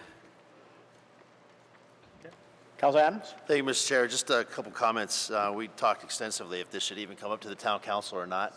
This was something because of what type of loan this was, or contract this was, but it was agreed upon by the majority that it should come up to the town council for a vote. I do want to thank you for providing us with the agreement between the contractor and Mr. Santiago. So I did have a couple questions though. Mr. Santiago, do you have a copy of, this is something that was asked about, the actual signature from, because we don't have a copy of that here in our packet.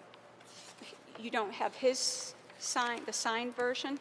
I, the property owner, understand. Let's see. Oh, okay. Sorry about that. I do have the signature here. I can pass around. So you do have it signed?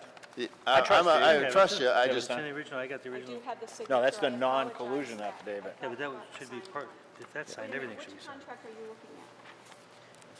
The one between the contractor and Mr. Santiago? You signed parts. Oh, okay. Neither one do we have or signed. Okay. My copy's not signed either, and I should have the original. So I will, do you want me to just give you the last page, or how would you like me to do it? No, do you have it trust signed? if it's signed. I just want to make sure it's You signed. have everything signed?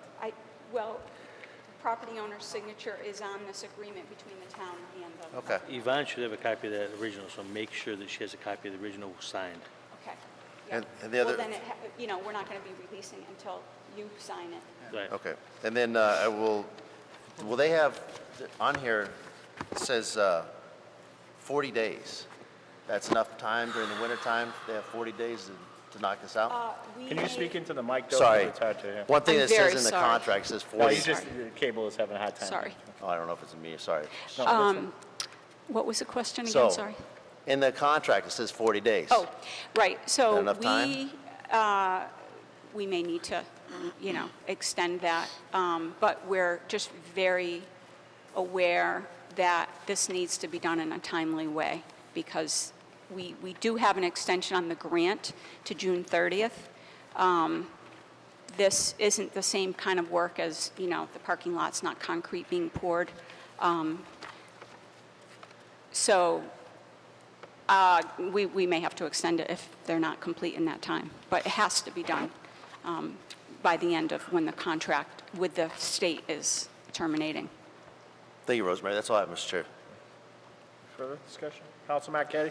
I just wanted to say thank you for the additional information. Oh, okay. That I you didn't hear that. I just wanted to thank her for providing the additional information tonight. Okay. Thank you. You're welcome. And Councilman Marquetti, I don't mean to give you a hard time. You know what happens know. sometimes is when you speak, you turn your head to speak to the speaker, and it kind of goes off in that direction. I'll try to remember. Thank you, thank you. I am not giving you a hard time at all. No, that's fine. I give Council Steves more of a hard time than anybody, so. Bring it Council on. Steves? I've been Bring here it longer, on. I probably deserve it. Anyway, a couple of quick questions. One is, if you think that they won't be able to do this rehab work within the 40 days of the contract, should we change that particular line of the contract to say 60 days? So that we don't have to come back and change the contract later? So remember, this contract that you're talking about, I think, is because you have two contracts, right? Well, I'm referring to the one with Mr. Santiago. Right, and then there's another one with Mr. Santiago and the contractor. Yeah, okay.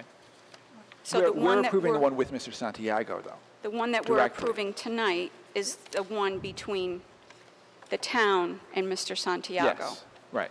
The contractor's contract is just with the property owner. Right, exactly.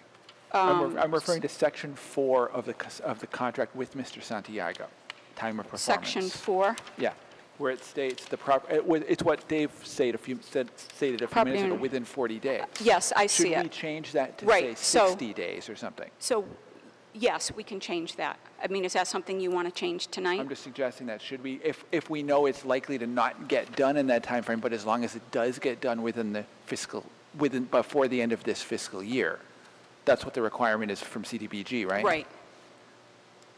I'm just throwing it out there to see what you guys think about that. Because otherwise, if we have to change it, it would have to come back to us again, and the whole time-consuming process. If we know it's likely to be delayed, why don't we just do it now and get it over with? Okay. I'm not opposed. Councilman, did you have a follow-up question? Thank you, Mr. Chair, through you. I agree with Councilor Steves. I mean, it should be, because if this is being done, like signed 40 days, so a month and 10 days from now, we're like in January. Right. I think even 60 days is too short. 90 days?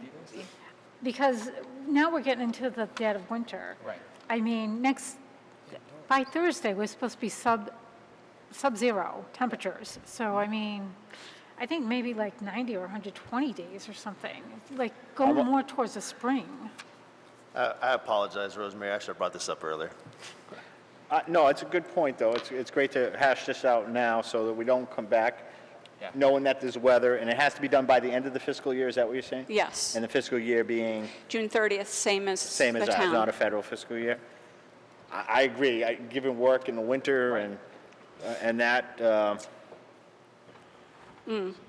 I would say, by 120 days, we'd give it by April. We're not, it's really on his benefit. The town is not obligated with anything else. We're not losing anything. Right. So, exactly. You want to make a motion to amend it to? Okay, I'll make a motion then to amend it to 120 days. It's fine with me. Yeah, I guess that would be okay. Yeah. Is that okay? It's just cutting it a little. I think I would prefer. So should we just by the designate end a of specific April? date? Well, the end of April is 30th. 120 days. That's 3 months, sorry. Yeah, it's January, February, March. March would be by April 1st, Right, you're probably. right. So, Yeah, that's fine. and, Yep. and given it's the holiday season, he's going to lose 2 weeks right off the bat, off the holiday, Yeah, by the that's time you fine. sign it and That- everything like that that. makes So- sense. Nobody's going to do any work now. Yeah. Yep. Okay. So, And Councilman? if I may, they're doing the siding too of the outside of the building. They're doing work on the outside of the building. Yes, I'd have to look at the. So, that stuff can't be done in the dead of winter. So. Well, Some have I've done seen it in the some winter. surprising Yeah. things. I See, think 120 days is more than reasonable. Yeah, that's fine. Okay. All right, so there's a motion and a second to allow that agreement to be changed to 120 days. Okay. Anything further? All those in favor as amended? Of the amendment. In favor of the amendment, yes, Right. amendment. Okay. Any further discussion on this agreement as amended? Counselor I have Steves. one quick question also.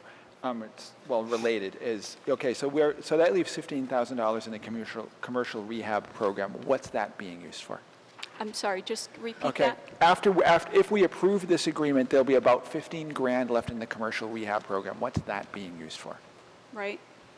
What is it being used for? Is Yes. that what you asked? Is it actually already It will be used for things? signage, because It we is. have people in the pipeline, applications in the pipeline. We do. So it'll be used for probably a couple of commercial signs. We'll have to see what the quotes are for, other entities. Okay. So you'll get that changed up to town manager so it can be signed by Yes. the end of the week? Oh, before then, yes. Yeah. Yep, Given vacations and everything, town Yep. manager out, so. Okay. definitely. All those in favor, as amended? Opposed? Unanimous, all present. Council's forum. Council Manna? Oh, thank you, Mr. Chair. Yeah, throw a curveball at you, right? You Yeah, weren't you ready. did. Are we done Yep. talking? Okay. Yep. Thank you, Mr. Chair, through you. Let's see. Through you to the town manager, 80 Hamilton Street. Who takes care of the property now that the building is down? I had In terms of making sure that the mowing and stuff, So keeping it neat, so the no. question is that, and I'd have to check, if the owner still owns it and we took down the building and it's still owned by the property owner, then the property owner would still be responsible for it. If we took the building through the foreclosure, and I just don't remember off the top of my head, we would then be responsible for it. I Okay. just don't remember So could which one it is. could we find out for like when it comes in the spring, because I guess the grass was growing pretty high before the snow and everything, so we want to make sure that, I mean, we're taking down the blight, we should make, we're trying to make that area, we're trying to beautify it, so, and it only helps the businesses in that area too. Councilman, before you go, could you get an email out to council and manager to say who owns that property by the end of the week so that we know? And then whatever we have to do further on, but let's find out who owns it and we can get an Okay. answer to you. Is that okay? That's fine, yep. Okay, no Okay, problem. thank you. And I guess I'm just going to say, Merry Christmas, Happy New Year, be responsible, don't drink and drive, don't smoke pot and drive, be respectful to our law enforcement and the first responders and everyone out there. And we do have a snow event tomorrow that's going to be taking place with snow and freezing rain and stuff. So just watch out for your elderly neighbors and make sure that you're shoveling your walkways in a timely manner. According to the bylaws, I believe you have 24 hours. If you have more than like 2 or 3 inches of snow, I forget how many inches. And what else? There was something else. I don't know. Oh, yeah, and we are to be getting some sub-zero temperatures, so if we really could make sure that we keep an eye on if we have elderly neighbors or something, just to keep an eye on them. And that's all. Merry Christmas. Thank you. And I did get a message during the meeting that school has been canceled for tomorrow, so that has been canceled. All schools in the town of Southbridge have been canceled for tomorrow. Council Steves. Thank you, Mr. Chairman. Just be brief. Again, happy holidays, Merry Christmas, Happy Yule, Happy Solstice, Happy Kwanzaa, whatever you celebrate out there. And that's all I have. All right. Councilor Nash. Thank you. Councilor Manna stole my thunder. But I will clarify that the sidewalk bylaw actually calls for a width of 36 inches upon any sidewalk in front of an owner's property. You're speaking to my, I can't hear you. You can't hear me? No, can't hear you. That's weird. 36-inch width in your sidewalk in front of your home or your property, and you have to have it done within 12 hours upon the cessation of any storm. The police department does ticket. I encourage them to continue doing it. I drive around after a snowstorm, and yeah, I'm just a member of this town council, but it drives me nuts when I see kids walking in the road, and I see it every snowstorm when I am home. So please make sure you do what you can, and everything else that Councilor Manna said, take care of your neighbors. One more thing that I have noticed a little bit, I'm a dog owner now. I see dog litter. We do have a dog litter bylaw, and I would suggest that if you're not familiar with it, read it. The town code of bylaws is on the town webpage, It is on the town clerk's section. Please take a look. It's 6-203 for dog litter. Pick up the stuff. And I too want to extend the sentiment, Merry Christmas, Happy New Year to everybody, and thank you for our first 6 months of fiscal year 2020 to my colleagues here at Town Council and all members of the town manager staff. Thank you. Thank you. Council Catrona. Thank you, Mr. Chairman. Through you, just a couple things. I did have the pleasure last week of attending the Harrington Hospital Festival. It was a wonderful evening. They hosted a tent outside with kids' crafts and music, cookies, Mr. and Mrs. Claus. Thanks to the Harrington staff for donating their time and resources, and of course for all the kids that came out and participated. It was a wonderful evening. I too want to say Merry Christmas to everyone, and also thank you to Ms. Johnson for getting involved. It was wonderful to see her this evening with the chief, and I think we should see that a little more often. Thank you. Thank you. Council Adams. Thank you, Mr. Chair. I just want to wish everybody a Merry Christmas and a Happy New Year. That's all. Thank you. Council Marquetti. Thank you. I did hear from a constituent who was asking about a car that's parked on the sidewalk at the corner of Elm Street and Everett Street, in front of the old Andy's Meat. The car parks right on the sidewalk. Sometimes they're having something going on there, and they're blocking the sidewalk. Second of all, I watched the school committee meeting the other night, and apparently the receiver has not been attending their meetings, and some of them are quite upset about it. So I would request that the receiver come to the next regular town council meeting and address the town council and the town and let us know what's going on with the schools and how things are going. And that way, if he makes a presentation, that is an agenda item, and residents can ask him questions, and so can school committee members. So I would appreciate it if the receiver came to the next regular town council meeting. Doesn't have to be Thursday. It could be the next regular, what is in January is our next regular meeting? January, yes. Yep, Yeah. I would request it, please. Appreciate it. And I would just like to wish everyone a Merry Christmas, Happy New Year, Happy Hanukkah, and please drive safe. Thank you. Yeah, thank you. I will reach out to the receiver to have him, if he can't make the first one meeting in January, I'll make sure that he can be here to talk about whatever, an update in the state of the schools, to the whole council. And I know we are still trying to pursue having a meeting with the receiver and the Commissioner of Education to come to town to talk about the school's status as a receiver. It might be a good idea or opportunity for him to update the council as to the renewal of the turnaround plan. Yes, the turnaround plan. They just renewed it for another 3-year cycle. So be a good opportunity for him to update us and talk about some of those issues. And I know he's very amenable to working with the council and coming before us. So we'll make sure that happens. But I will schedule it out. Like I said, if I can't get him for the first meeting, it'll be this, it's very soon on a Thank short you. schedule. Thank you. Yep. Councilor Daniel. Thank you, Mr. Chair. I'd like to give a special shout out to my recording clerk, who's doing a banner job for us. It gets complicated up here sometimes, and the minutes reflect everything that's coming out, and she really does a marvelous job for us. So I'd like to say thank you for the work that you do. I'd like to wish the town happy holidays, Merry Christmas, a Happy New Year, be safe, and that's all I have. Thank you. Okay, the next regularly scheduled meeting of the council is all the way in January, on Monday, January 13th, in the year 2020, at 7 p.m. here in council chambers. Thank you. And I'll see all the councils Thursday evening at 6 p.m. Motion to adjourn. Second. All in favor? Opposed? Unanimous of all present. Thank you. Happy holidays. Happy New Year.